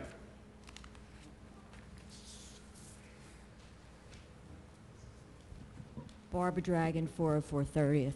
Mayor, you just said that the biggest portion of the fireman's job is the EMT, correct? That's most of the calls that go out. Well, if you looked at the breakdown of the calls, yes. Is that true? I mean, what is, I don't know exactly what the breakdown is. There are more EMT calls or EMS calls than fire calls, yes. Okay. Has it ever been considered to privatize the EMT, have someone come into the firehouse, you know, and they could, all the costs would be saved. They would provide professionals, and some with higher, who not only EMTs, but what's the next highest level? Well, they won't provide paramedics, I well, can tell you that. Well, they would provide at least what we provide. And it wouldn't cost us for their salary, for their overtime, for their pension, and how the accounting work, billing, and that would free up all the firemen to do the fireman's job. And EMT, and they would be in-house, and the services would be exactly the same. That would be one way to solve the problem of the expense that we have now. Thank you. Thank you. It may on the surface look that way, and I'll defer to Director Howard, but I think you would wind up probably the same staffing levels. And On the surface, that sounds good. Okay, tell me what's bad. The issue is, and the mayor alluded to it, 3/4 or so, give or take, of the calls are EMS calls. Right. But the department has members that are all cross-trained. So you would still have to staff the same amount of firefighters if something comes in, So by having firefighters cross-trained as EMTs, you actually get more bang for your buck. As far as bringing in private companies, there's not a good track record of private companies. You would still bring in private companies, the department is billing currently, so the city gets that revenue from that billing. Well, how much does it actually get? The billing? It doesn't get dollar for dollar, what they put in. No, couple but hundred the other thousand dollars. I problem, can tell you for sure. Go yeah, look the it other up, but it's a problem couple too of- is It's over 200,000. most it's companies a line in our are no budgets. longer Yeah. providing that service because it was so unprofitable. Like Atlanticare and the others, they maybe have 1 or 2 shops left. But most hospitals, most healthcare organizations, and private groups have stopped providing those services. They do the Atlanticare? paramedic, but not the EMT services. Atlanticare, what does Atlanticare provide? Atlanticare, I think, only has 1 EMT service left. The rest of it is all paramedic. And why couldn't we have Because, paramedic care? because it was losing, financially, it was such a loss center. Also, with the paramedics, with EMS, the paramedics do the advanced life support. We do basic life support. Even if we contract it out, the only thing we'd be able to provide as a municipality is basic life support. Even if we have our, Dan, do you know, do any of our firefighters right now, some of them have been trained in paramedic, right? But we can't provide advanced life I support believe anymore. actually Chief Hall was the last trained paramedic. The advanced last, life support yeah, paramedic. so even though we had Chief Hall as a paramedic, we still can't provide that service Okay. legally. Well, thank you very much for the input. Thank you, Mr. Dragon. Yes, sir. Okay. You're going to defer to your wife? That's a good thing. Exactly. Yes, ma'am. Hello, Nancy Conley, 345 34th Street. We've talked a lot about the overtime, but I'd like to talk a little about the cleanliness again of the city. We're big into recycling and have 2 recycling bins that we have. We're summer-only folks down here. And is there any thought been given to picking up the recycling more frequently? We come back and a week later, our thing is still full and we end up driving it over. I think it would really help You know that's done by the county MUA, so. I don't know that. John, I don't know if we've ever had that discussion with them about more frequent recycling pickup, but But every other week that's a question you is- can ask. Used to be every week, It wasn't it? was every week, and it was cut down a few years ago to save money. Right. There is another way to have your recycles picked up. Through the ACUA, they have a valet service. So say, for instance, you're going to have an excessive amount, you can call them up and arrange for that, in addition to the 2 pickups that the city pays for. So that is available. It's Some fee-based. people, I think, have taken advantage of it. They do it for recycling and regular trash. And there is a charge for Right. that is paid Yeah. Fee-based. separately to. Yeah, it is fee-based. Yeah, But we for any just end up resident, pouring it in, we can just put it in bags and take it over to the recycling. But it just seems like if we want to encourage recycling, doing it more than twice a month in the summer seasons, I could see So now we have a yard? non-summer Yes, seasons. you use the yard now, right? Yeah. We have a yard. The drop-off? We have a recycling Yeah, yard. yeah, we do use the yard. Yeah, but like I said, it was every week, but years ago, Yeah. but Well, because of the cost, it was. Right. was every. The other thing that would, and this is something that, that I see especially on pickup days is, people have to understand that the wind here can increase at any time and blows, in excess of 25, 30 miles an hour on a regular basis. The containers that people put out, they just have to be conscious of that. And as someone said earlier about the lids, makes a huge difference.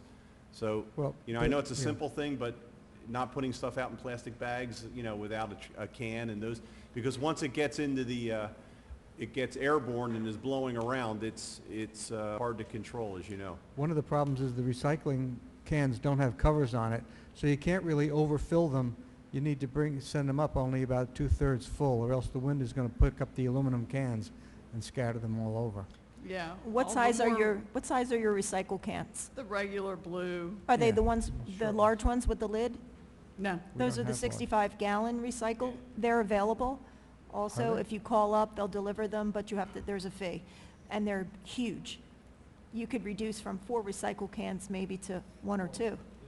They're 65 Well, gallons. They're it's 65 not only me. I mean, it's on our street. I mean, I have to walk, you know, when I walk up and down the alley to get places, we're just overflowing with recyclables. I just thought I'd bring it to your attention that in the summertime, it might be something. That's something maybe we can talk to the ACUA about just get an idea what that, if it is an additional, what the additional is. I'll ask. I'm sure Thank it's you. additional, You're but welcome. let's find out what it is.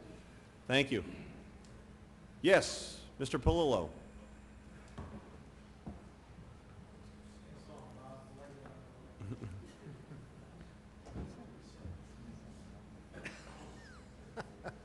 Robert Palillo, 2 Gerard Place. I guess this question would be for Jennifer. I mean, we all recognize a flawed system with our contracts and what's currently going on. Everybody wants it, and I've heard it from the mayor, we all want to move forward.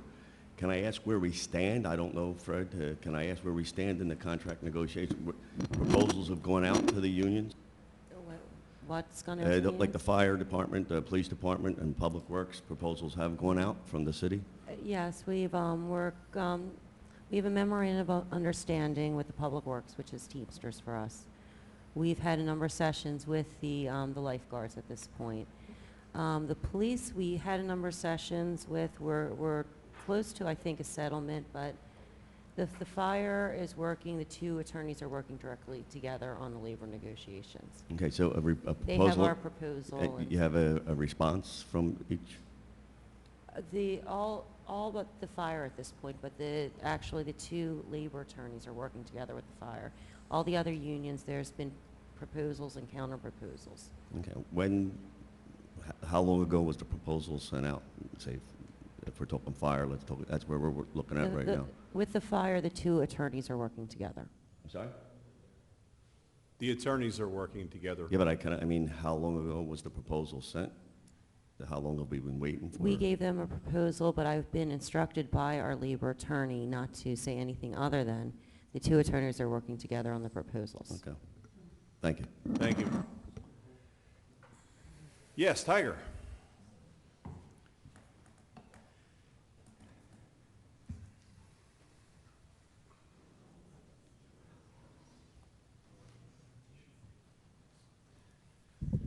Tiger Platt, 157 Coolidge Avenue, Epseek, and I represent the Firefighters Union.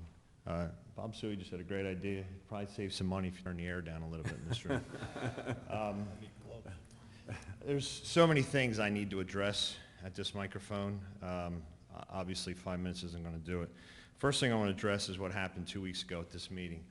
I appreciate Fred for stepping in and stopping it. It should have been stopped well before it started. I OPA requested, Frank, your exact OPA request. And I went through the stack of papers, and ironically, the information that was handed out at that meeting was not included. I went to the city clerk with the paper and said, where did this document come from? She said, I did not release it. So, with that being said, that document that was passed out at the last meeting was obtained through the city, but not through an OPA request. So it was obtained some other way. So the comments that I did make, Frank, publicly, I have, sent that to my attorney for review. The comments that were made about captains meeting with a grieving widow for overtime is disgusting, first of all, that somebody would bring that up. We were ordered in that day by the city manager, the day after Jim passed. We were ordered to be in her office that morning, 9 o'clock. I would like to respond to that. That's not true. I was at the hospital with you, and I wanted the captains to come up with who would want to be the acting chief. I said I'd support all of that. You said that you'd be in the office the next day, all 4 of you. I never ordered the 4 captains in. That could have been done through a telephone conversation. Okay. I certainly wasn't told that you demanded overtime to meet with me at the hospital. I find the timing suspect that all of a sudden that slip shows up 6 days before an election. The timing is just, it's unbelievable. Now let's talk about the overtime process. As a captain in the fire department, if I'm working today and I need manpower, I call in manpower. If I have multiple ambulances out or I have a fire call or whatever it may be, I call in those guys and they come in. I then sign that slip and forward it to the next captain, who reviews the slip and then signs it and approves it as the chief. Then an email is sent to the director of what approvals were made, along with copies of those slips. And then, if he has a question on it, which he has done in the past, he'll send an email back and say, what's with this, what's with that, and then he'll look for a clarification or explanation, in which we will give that explanation to him. So the fact that people are saying that there's no process, that the captains are abusing overtime, and the corruption, which was said from this microphone at the last meeting, is disgraceful. I encourage an investigation. I've said that publicly as well. If somebody wants to come in and investigate how overtime is being given out, I welcome it. They're not going to find anything. What they're going to find is a 20% decrease in staffing that is causing overtime.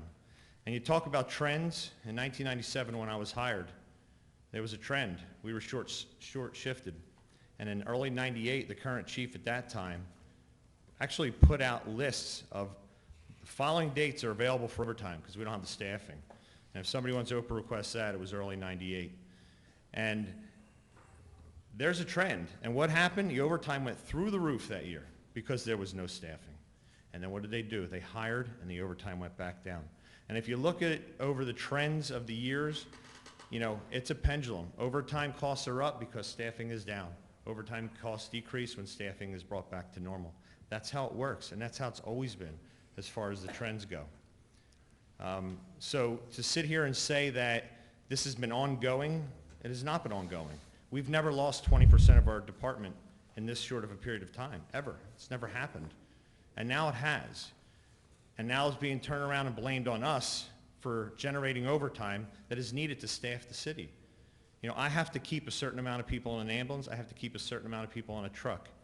And when I don't have the guys in the station, I have to reach out and call off-duty guys. And we talk about part-timers. We rely on a recall system. And when I need help, I need it now. And if I have a part-timer that is, you know, working full-time in Cape May County or wherever, Cumberland County, Gloucester, wherever he may be from, he's not available to me if he's an hour away. I need somebody now that can be here within a few minutes. So that is why we are against it, and we feel that we have, you know, we're not going to discuss the contract publicly, but we feel like the union has put together a very nice proposal that I think the city will be comfortable with. So I will not discuss it. Could you explain the shift? Because I think If I a lot of could, people, please, before yeah, we I go just off wanted to topic. explain how they work. Well, before we get off topic, I agree with Captain Platt. That is the process of the overtime as of February 19th. And he is correct that as a captain, he, over those years, another one proves it. That is as of February 19th. But in the beginning, when that process started, and this is an email from February 28th, I was asking Captain why there was a approval and authorization by the same captain for the same captain coming overtime. That did stop. Captain Platt's actually correct on that one. So he's absolutely correct in the trends in the overtime. That is correct as well. But the process of approving and authorizing overtime as of February 19th, it seems to all relate to that arbiter's hearing and the mediation hearing was had that Councilman DeLuca referred to. Since then, I get emails, like Captain Platt said, with a list of the, and it says, this is the following items have been approved, and the last one is a copy of the approved slips are placed in your bin for your records. So that, he is correct in that, but that was as of February 19th. Prior to that, I was the one signing off on the final approval on that. So I just wanted to make sure that was clear. Well, you know. Well, it can I does- say it one does- thing I about just wanna make February sure we're all on the 19th? same page. I appreciate what Councilman DeLuca said, because he was spot on. There was never a ruling. Nobody ever sued anybody. It was a memorandum of agreement. The union and the city agreed to what was on that piece of paper. Nobody forced anybody's hand. And that agreement was that we were, as captains, acting out of our title. We were acting above the scope of our title. And clearly in the rules and regulations of the fire department, which were adopted by city code, in the absence of the chief, the captains will be responsible for the duties of that position, which is the chief. And once we had that agreement on a piece of paper, we started following it. We are acting as the chief, so we started signing slips as the chief. However, we always, from that date on, from February 19th, we always forwarded it to the director to review. So that has happened. Well, the review process is already done at that point. If it's already done and authorized, it's already reviewed. But that's a moot point. My question to you, Captain, is this. You mentioned part-timers. I absolutely agree with you that a part-timer that's working full-time in Cape May, as you said, or Camden County, wherever else, is not available for recall. You do have a recall process in place that works very well. No argument there. My question to you is, we've had a lot of discussion about the part-time firefighters and their skill level. Do we agree that the skill level could necessarily be the same or better Well, than it? it's debatable. Let me finish my question. It's debatable. Can we agree that the fact that the part-timer's skill level can be the same as a full-timer, given certain parameters? Well, there's a difference between holding a certification I agree. and showing up at monthly meetings at a volunteer fire department and being Absolutely agree. considered a fireman. Absolutely agree. You know, just because you show up at monthly meetings doesn't make you a firefighter. Absolutely So for me to answer a question, are they going to have the same skill level? I can't answer that question. Okay. Because I don't know these people. And remember, Director, in December, the captains were supposed to be involved in the process. Correct. But my which we have question- not been My at all. question, we'll get to that point in a second. My question to you is, can we agree, though, that the concept of part-time firefighters is something that's a viable option to explore and go forward with under certain parameters? No, I'm not going to agree to that. Okay. No, absolutely All not. right. The other question I have for you is, you talk about not being involved in it. There's a series of overtime, a series of emails went out that I've asked the captains for their input. One was twice.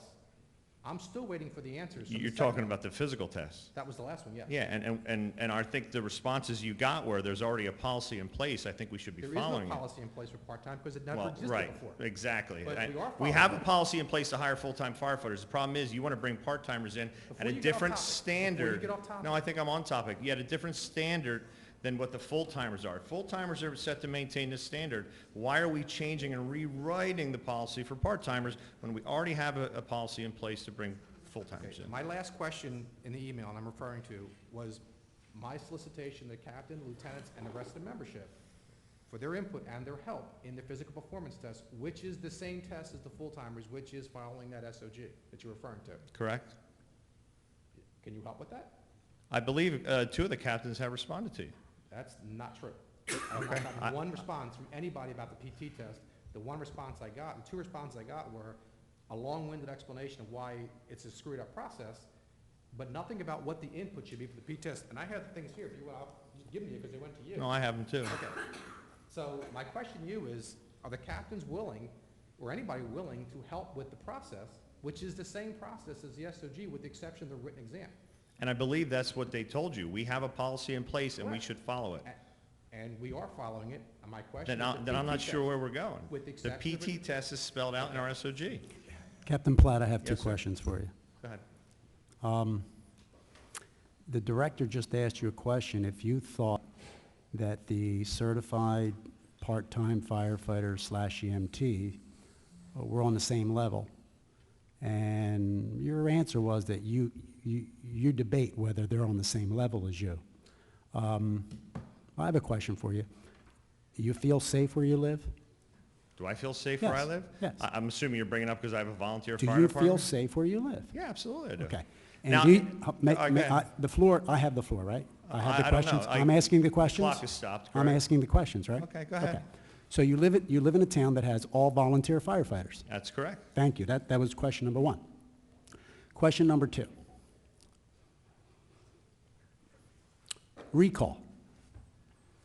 Article 9, page 16 of the contract that just expired Correct? states that there's a minimum of 3 hours of overtime. Correct. However, it also states that the city has the right To retain to an employee require for that 3 hours. person to stay for 3 hours. I'm aware of that. You're aware of that? I am. I have a quote from you that says, I can tell you to quote. You don't have well, to I'll read quote it. Okay, go I'll ahead. read the quote. I'll read the Go quote. ahead. As far as being required to work 3 hours when recalled, and I'm assuming all the firefighters want to work to keep down overtime, that was done by Dan, referring to Public Safety Director, to simply break our stones. I think we all know what that means. Yeah, it means stones. Well, if the Well, city okay, has, let's- hold let's on, I'm not address it. finished, I'm not finished. So if the city has the ability, and the Director of Public Safety, you come in and you're on a recall, Mm-hmm. and you technically, you know, the ambulances come back in 20 minutes, you would prefer, I'm sure you would prefer to leave. However, the city has the ability to issue the directive that they must stay for 3 hours. Correct. I've spoken to officers in Atlantic City, and when they are recalled, they must stay for the amount of hours that they are being paid for. That's great. So why is he breaking your stones? Well, first of all, let's look at the big picture. Prior to the director putting out, and I can see your frustration in the question. I'm Prior very to frustrated. Good, okay, well, good. I We're think a going to lot talk of people about are frustrated. it. Okay, that's fine. You came up here making a statement that the city manager said was absolutely incorrect. Okay. Referring to visiting certain, people that, for the incident that happened. Again, And we're bringing is- that up. it That's is fine. Let's despicable. not get away from the question. Okay. Please, let me answer. The prior administration chiefs, and I'm talking about chiefs, in our fire department, the questions have been brought up. As a matter of fact, I have an email between Chief Hull, who was a management thinker and got it, and the city manager. And the question came up about keeping the members for 3 hours. And Chief Hull said, absolutely not. That is counterproductive. We do not want to do that. And we didn't. And the city manager actually agreed. And I have the email that goes back and forth. Now, let me finish before you start talking. So, with that being said, there have been other chiefs that this has been brought up, and they have chosen, no, we should not address this. Because when we need guys, we need them now. We need them right now. And we need them to come in because we're calling them for whatever reason. But if in an hour and a half, everything's back to normal, and I got my staffing back to where I need, why should I make them sit there? If I release them, okay, then if I get something else, they're going to come back. Guys will come back. And when he put the order out, he said to a captain, I'm sure this will cause some controversy, and we'll get a letter from Mr. Schlager, I believe is your exact words you said, when you put the order out. So obviously, he put the order out knowing that this was going to create a controversy, and it wasn't necessary. And as a matter of fact, that same captain asked for the documentation to show that this is a problem in the fire department, and there is no documentation because it's not a problem. It's not a problem at all. Captain, just so we're clear on something, the conversation you're referring to absolutely did happen. The I know. emails you're referring to absolutely did Excuse happen. me, I'm going to end this right now, and I'm going to ask, Tiger, your time is up. Okay. Okay? Because I got to tell you, I am so disappointed that we've degenerated to the point where we're dealing with personnel issues at a public meeting. We're dealing with getting into the weeds about issues and emails and all this nonsense, when the fact of the matter is you're paying more, you're getting less, we have overtime that's through the roof, and there's no plan to fix it, and it's Memorial Day weekend. Let's fix the problem. Let's hire the people we need to get the fire department staff where it needs to be, and let's stop the nonsense. I don't think the residents of Brigantine or the visitors here want to hear about who sent an email to whom and who did what. I think it is beneath the dignity of what we're supposed to be doing at a public council meeting. So I'm going to ask that we end this conversation right now, and I do believe, and it's been talked about, that we do need an investigation as to how information gets out that's not gone through the Oprah process. I'm going to ask our city solicitor, if with the support of council, that we do that. But how we're going to sit here and go over each and every email and who said what to whom is absolutely ridiculous. So, Tiger, with all due respect, Thank you, Mayor. I asked you Appreciate one it. question Yes, sir. that I didn't have answered. I just wanted an explanation because people want to know about generally the schedule that firefighters work. And I think Veronica asked that question early on. We work a 24-hour shift followed by 72 hours off. It's on an 8-week cycle, and then when you amortize out over 8 weeks, we work an average of 42 hours per week. That's our schedule. Thank you, Mayor. Is there anybody else in the public who would like to Excuse speak? me, I have a comment before that. Excuse me, let's No, let the public, No, Mr. excuse me, Pucci. Mayor, I'm going to be heard on this. We're By in what public authority, record. Let Phil, Mr. do you Pucci- decree what will be the boundaries of discussion? I'm running a meeting, and when the meeting gets out of hand, I'm often criticized by members of council. This is the public portion. Let's hear from the public. Mr. Pucci. John Pucci, 100 Sheridan Square. When the RFP goes out for the golf course, to help the public understand and keep them updated, can that RFP at the same time be placed on the website? Any reason? I probably would be placed on a website, wouldn't it, Fred? We placed the RFPs on the Right. website because that's how people respond to the RFPs. So it will be on the website? Yes. Yeah, the Okay. RFP would. Couple months ago, I had brought up the topic of a no smoking ordinance. As we all know, smoking is not allowed on any public school in New Jersey. There's 2 bills currently in Trenton where no smoking will be allowed on state college campuses and also the beach. My concern is when I walk into City Hall that I have to go by smokers from the court standing outside, right outside the door, and the filthy butts right outside the door, and the presentation they were making to new people coming into our town hall. Also, the purchase of new city vehicles, should smoking be allowed in those vehicles? I believe there was comments made by 3 council members stating that this would be a good thing to do. I was somewhat told, well, we got to get through the budget first, then we'll take a look at it. We're through the budget. So I just ask, what is the status of the consensus of council of the review and proposing a no smoking ordinance on city properties and in city vehicles? Well, John, I can only speak for myself. I have no problem with, I mean, schools deal with it right now. Unfortunately, what it does is it drives the smokers across the street usually to go off school property to smoke.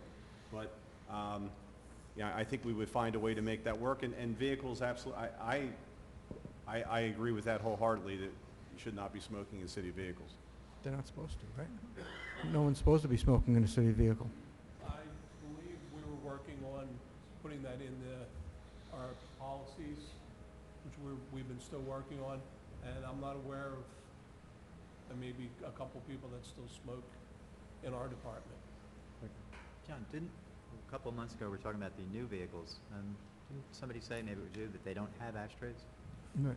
Most of them, it's an extra. Yeah. Thank you, John.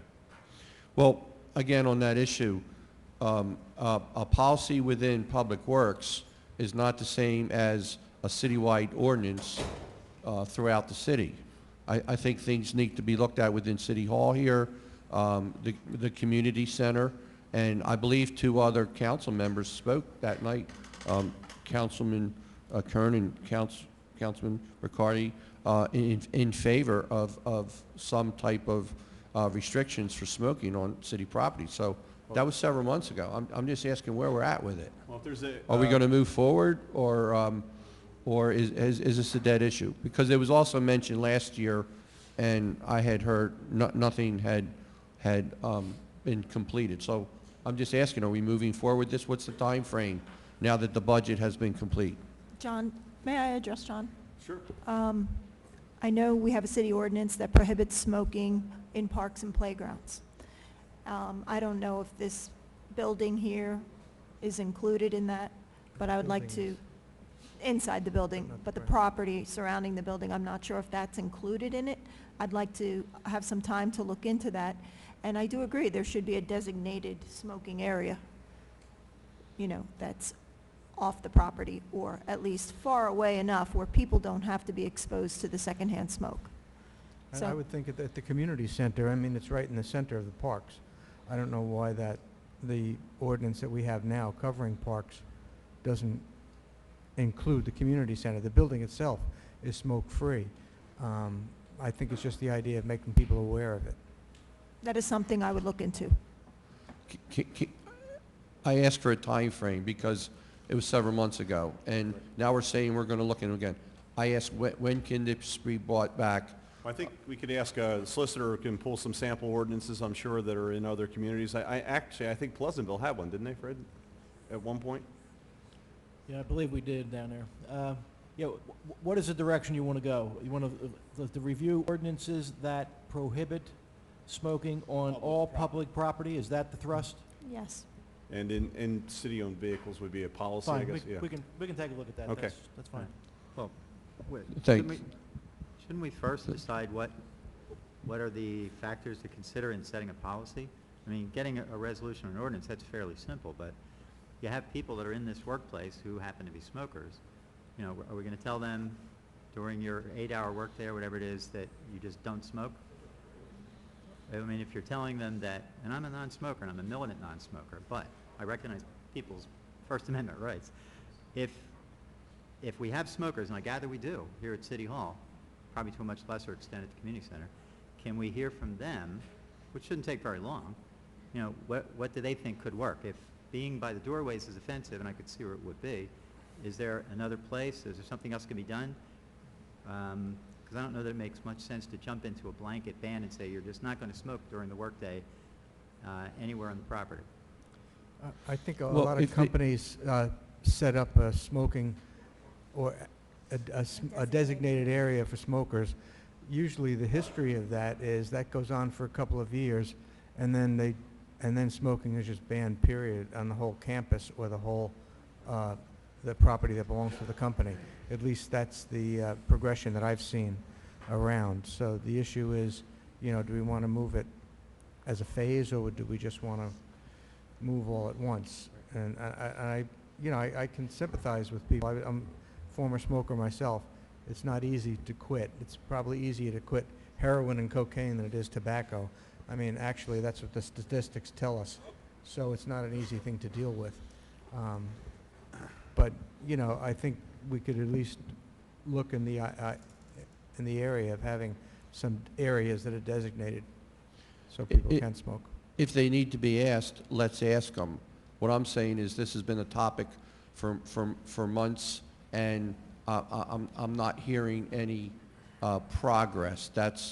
And I was specifically told, let's wait until after the budget. The Right. budget In is fact, complete, I'm the so one that- is now the time to do that. I'm the one that said that to you. I don't know Yes. if anybody else did. And, you know, I can appreciate the issue of moving it forward. And we'll do it. We'll move it forward. I don't know if we can give it a specific time frame, but I think with all due respect, too, you have to realize that we've been dealing with some issues that have been pretty heavy all along. And the issue of smoking, I'm not saying try to minimize it because of the health issues involved and the images that it creates, but there are other things that have really been in front of our noses, and we haven't had a chance to step back long enough to look at that. I would think Mr. Cerny could, he knows what other ordinances out there. He knows the trends of other townships in this county. There's other townships that, in fact, do not allow smoking on the entire town hall. So I would think he would be the man that could centralize this and offer recommendations back to council. It's a heavy burden, Fred, but we're going to pass it off to you. Thank you. Thank you, John. Also, for months, the last time in January, a couple times last year, and I also brought it up at the last two prior meetings, the topic of veterans discount or being allowed to drive four-wheel drive vehicles free on the beach. And I asked what the status that is. It is the end of May down at the VFW. I'm having veterans come up to me and say, John, has it passed? What's happening? We're ready to purchase our permits. So I asked what is the status of and the consensus of council. There has been other changes in the fee ordinance for other reasons. So I ask why they happening and not the consensus that I thought the whole council had as far as giving the veterans a discount on the 4x4 permits, or even in fact giving them free access to the beach. Councilman Simpson, I thank for specifically mentioning the veterans at this meeting. It is Memorial Day to reflect the people, the men and women in the military. This council, and I did officially thank this council for allowing free access to the beach with the beach badges. I did officially thank them from the VFW. That's $15.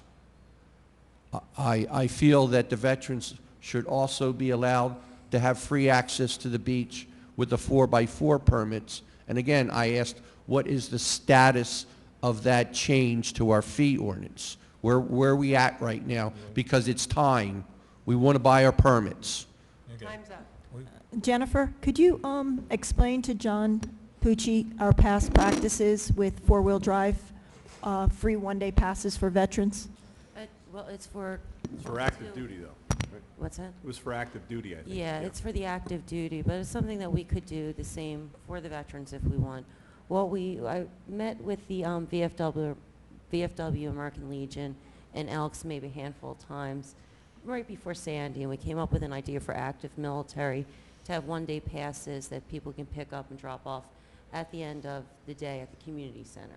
It wasn't feasible to do it at the VFW and the Elks and so forth because they weren't sure if there would always be somebody there to take the pass back. But they're used almost the same way as like a one-day Right. parking permit pass.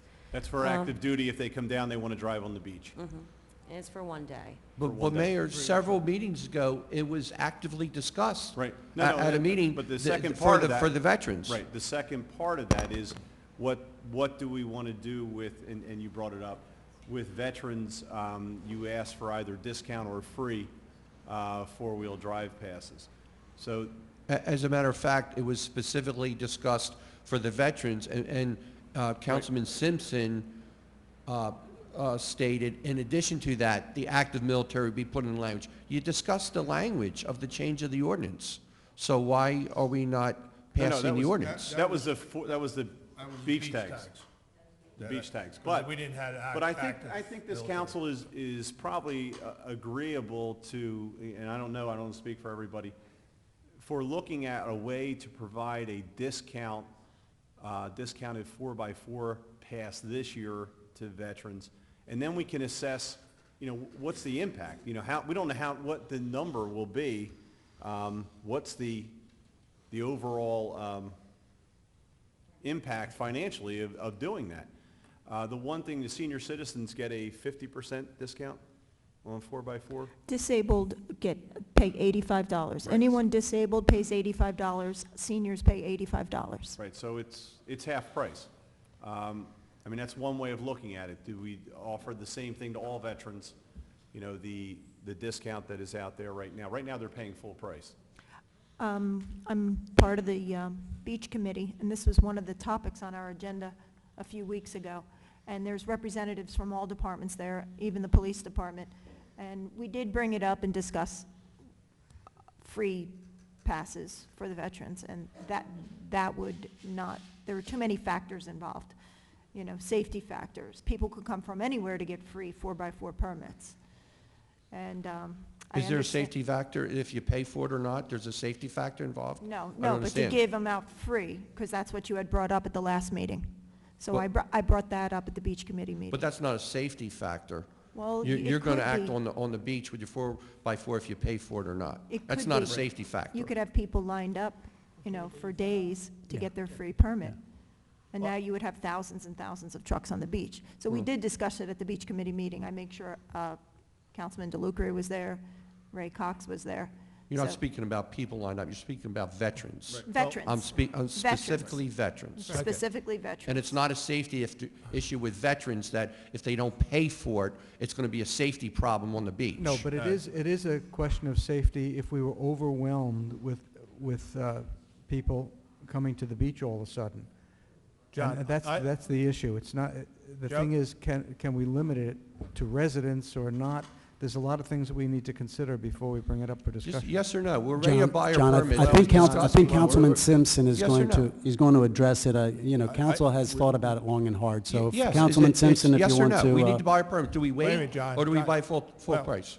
I would like to propose that you get it for the same price as the senior citizens we get now, and we can do it in a resolution right now and pass it, and next time around, we finalize it, which would be early June, if everybody's in favor of it, or the majority's in favor of it. And then we have to wait for the advertisement. So there's a time frame that won't take into place. Well, Well, I think, can I don't agree with that. I think maybe we should give a discount and try it for a year to see how it works. Right, yeah. A discount, just but said. not the $85 fee, because there's a lot of other people that can't afford to buy a 4x4 permit, not just veterans. So these if people you want to fought give for a our country, if though. you Yeah, want to we give a fought for the discount, beach. Yeah. if you want to give a discount, Can we just get an answer and get going one way or another? We have talked about this before. Can I bring We up going to a- do it Yeah, or not? well, Fred, can I bring up, let's make a motion. yes, make a motion here? and then we'll ask our solicitor to figure out how we can implement it. So we need a motion to provide the veterans with Anybody. veterans active, well, Well, active active duty, duty's anyone taken in the care of. military, although they can get a one-day pass for free, the active duty right now, if they wanted to just use it for one VFW day. and Legion. But if, in fact, a veteran or active duty wants to purchase a pass, it would be given at the senior citizen discount rate, which is $85 For this year. for this year. For this year. And then we'll look at it again next year, you know, if we feel that we can go down lower, we will. If we have to raise it because of budget restraints, that's something we have to look at. Sounds like a plan. Is that discount for purchases from today forward? Yes. And is it intended to be limited to Brigantine residents? How about or the guy open? that's I think it's for anyone, Rick. Yeah. How about veterans Councilman DeLucre, Brigantine veterans are no better off than our veterans without the state and the country. John, I understand that, but the issue that we're not talking about officially, but we have to consider, is everything has an economic impact. Yeah, but I think that would be discriminatory just to say Brigantine veterans. You can't do that. You can't do that. In general, you can provide benefits to your residents, you don't provide to everyone, but.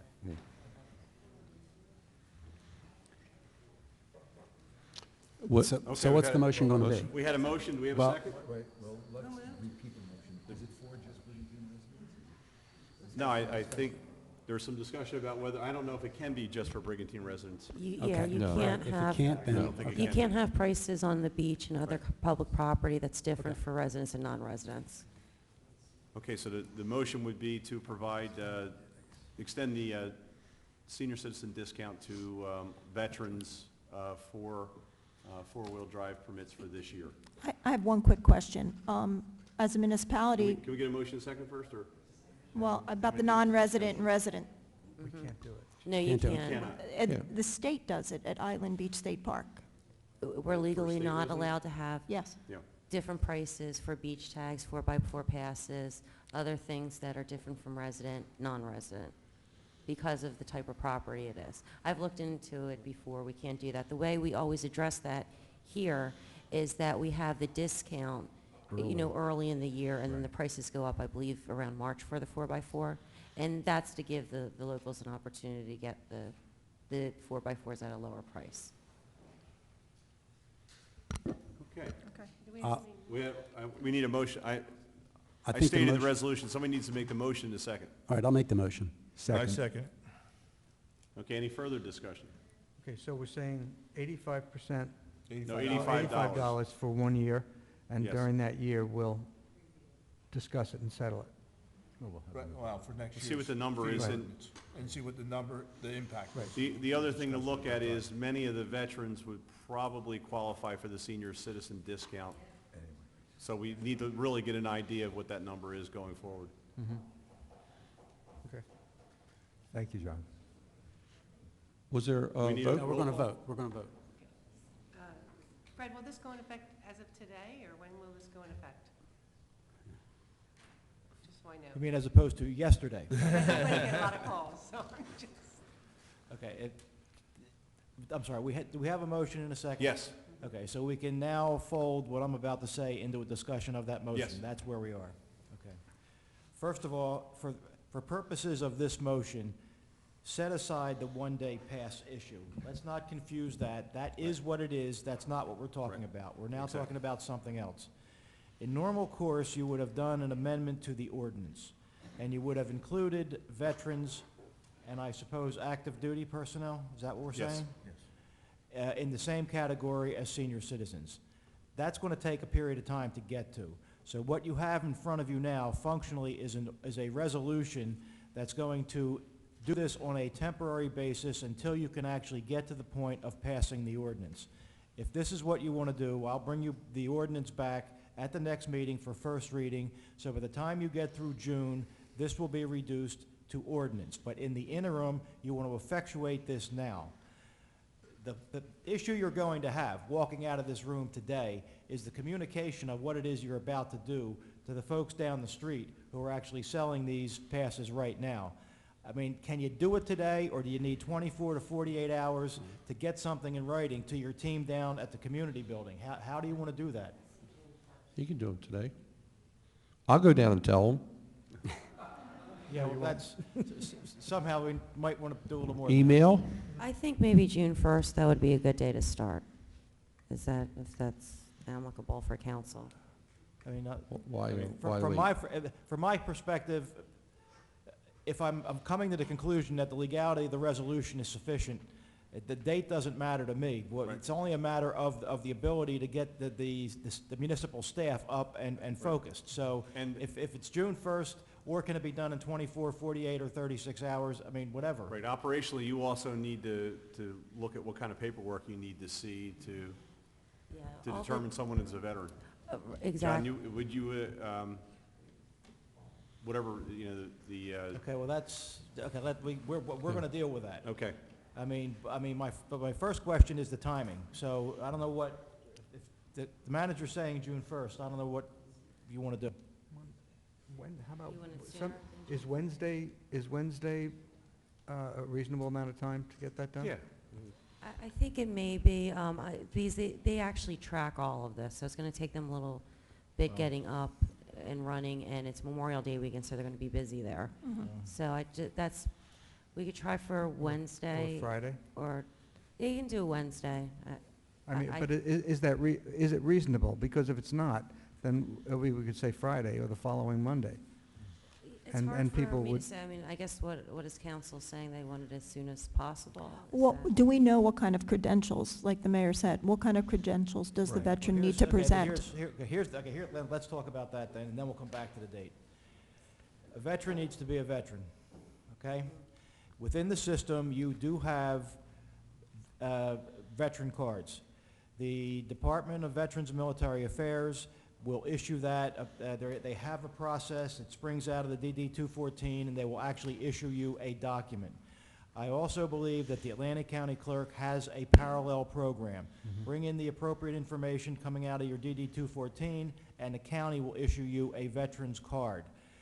I would assume that what you are doing is asking those who come in to purchase as veterans to have that kind of identification. I do not know if you want to extend it. I mean, I know some vets who are... I thought someone had an idea. Having a vision. I mean, I know some vets that today still have their active duty cards in their pocket. So maybe you want to honor that also. Right. But that's the level of identification I think we're talking about. Does that sound reasonable, John? Yes, and most veterans have the county ID card, and certainly their DD-214 at home. Most veterans have that already. So that information is going to have to be communicated, somehow memorialized and sent to the staff that is down at the community building that is doing this. They're going to have to be told what it is that they are looking for, and it's this veteran's ID card, or I suppose even an active duty card or something to that effect. It would probably be the same that's already there now as far as the one-day active pass. I mean, they already have some standards to prove that you're so it would probably be similar to that. Yeah, but the active pass does not pick up on the Veterans, county right. ID veteran card or the department's veteran card, so they've got to know to be looking for those. So that's the answer to that question. In terms of what are the proofs going to be, I think it revolves around that. That's then going to and if we can communicate that down to staff, the question is that we're back to is, when are we going to start this? It sounds as though, considering the fact that we're sitting here on Saturday of Memorial Day weekend, as unbelievable as that may be, that this ought to happen on a short string rather than a longer string. If you can get it into the early part of next week, that makes sense, so that those who want to purchase for the following weekend coming up will be able to do that. I would assume that's what you want to do. Yes. Here's another thought there, Fred, not to throw more stuff at you, but a veteran that just bought their four-wheel drive permit today at a full price. We'll probably have all those veterans sitting out there in the next council meeting wanting their money back. So they apply for a refund. I guess you could make it retroactive. We Well, do it should be it, from we do it January with taxes 1st. and other fees. I mean, we could do it with Right. that. That's no Yeah, big but- deal.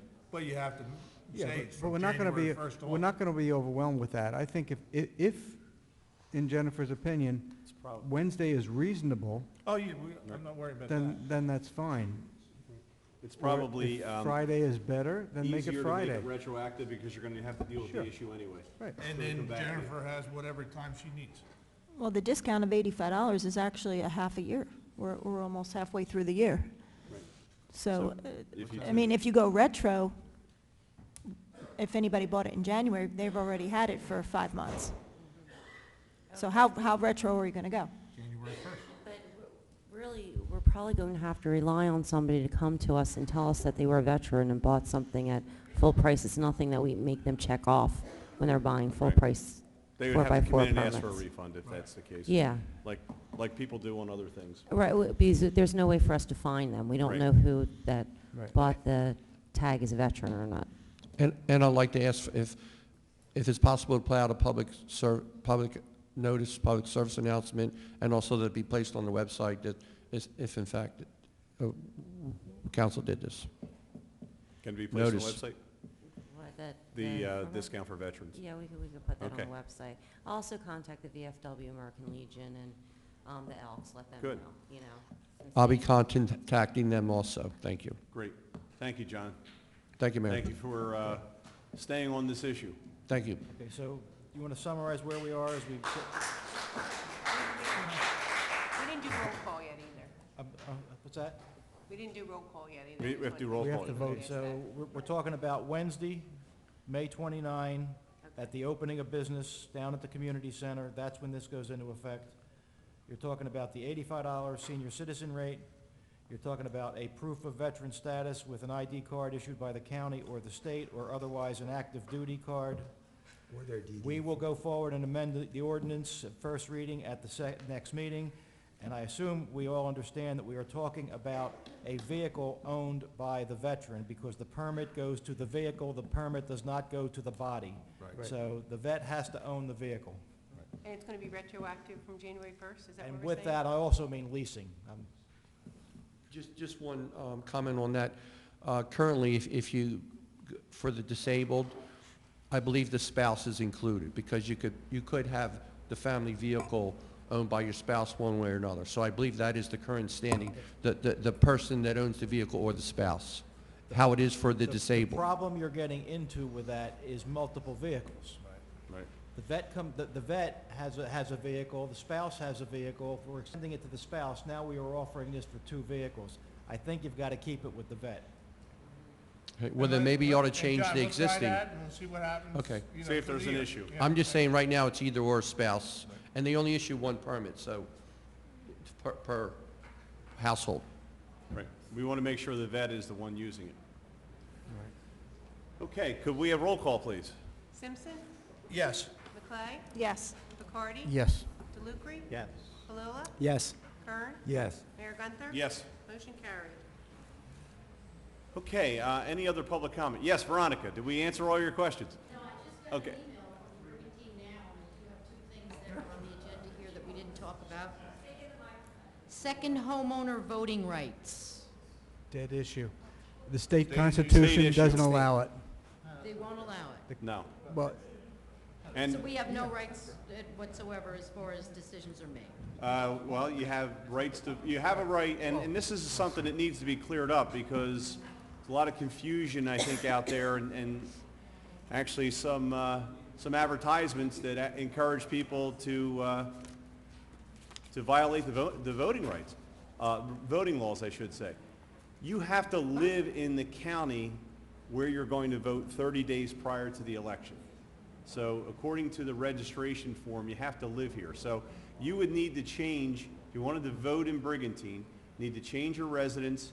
You would need to establish residence here, and you'd have to be here 30 days prior to the election as a registered voter. But along with that, I mean, if you're a New Jersey resident, it's not as perhaps as onerous, but you know, they look at residency, from what I've been told, as to where you file your income tax from. So it's not the kind of thing you can plug in for one election and plug out for another election, and that is not the way the law, I think, anticipates voters voting. Phil, you Okay. better stop. And the other No, Wait, issue that... hang on. Excuse me, ma'am. The Ma'am. other Excuse me. Ma'am. issue that came up Right, as a not topic with us. of conversation for today would be the foot and shoe-be issues, the anti-tourist efforts by city employees. Well, All right, that's Can we ridiculous. back up to the other Excuse me. point first? We do feel, hold on. Can we like go back we are to your kicked other out of point? town on Labor Day. No, and you should not feel that way. I have to tell you that, I don't know where that came Hold on. from. You know, Read the the, signs that were all over town on Labor Right. Day. No, please, stay with the Veronica, microphone. one I was moment. trying to answer your earlier comment, and the mayor's response about the voting, I don't give legal advice from up here, Phil, don't do it. It's a bad policy. well, But, I'm hold telling on, you let the me- way the law's written. Rich. Okay, but you misstated a couple things there. It's very clear in our state law. Talk to an attorney or go online, there's lots of resources in the state. There are rights for a person who happens to own more than one home, either in New Jersey or New Jersey and elsewhere, to basically select what is going to be their domicile for purposes of voting. And there are restrictions, and Phil's right. You have to have had that place for at least 30 days in the county where you're going to vote. You have to register in the jurisdiction where it is you wish to vote. But essentially, it is, and it's not completely without standards. You couldn't, for example, have a home in Brigantine that you rent to a third party and try to vote yourself out of that house, obviously. But that said, people do have the right, when you have more than one home, to select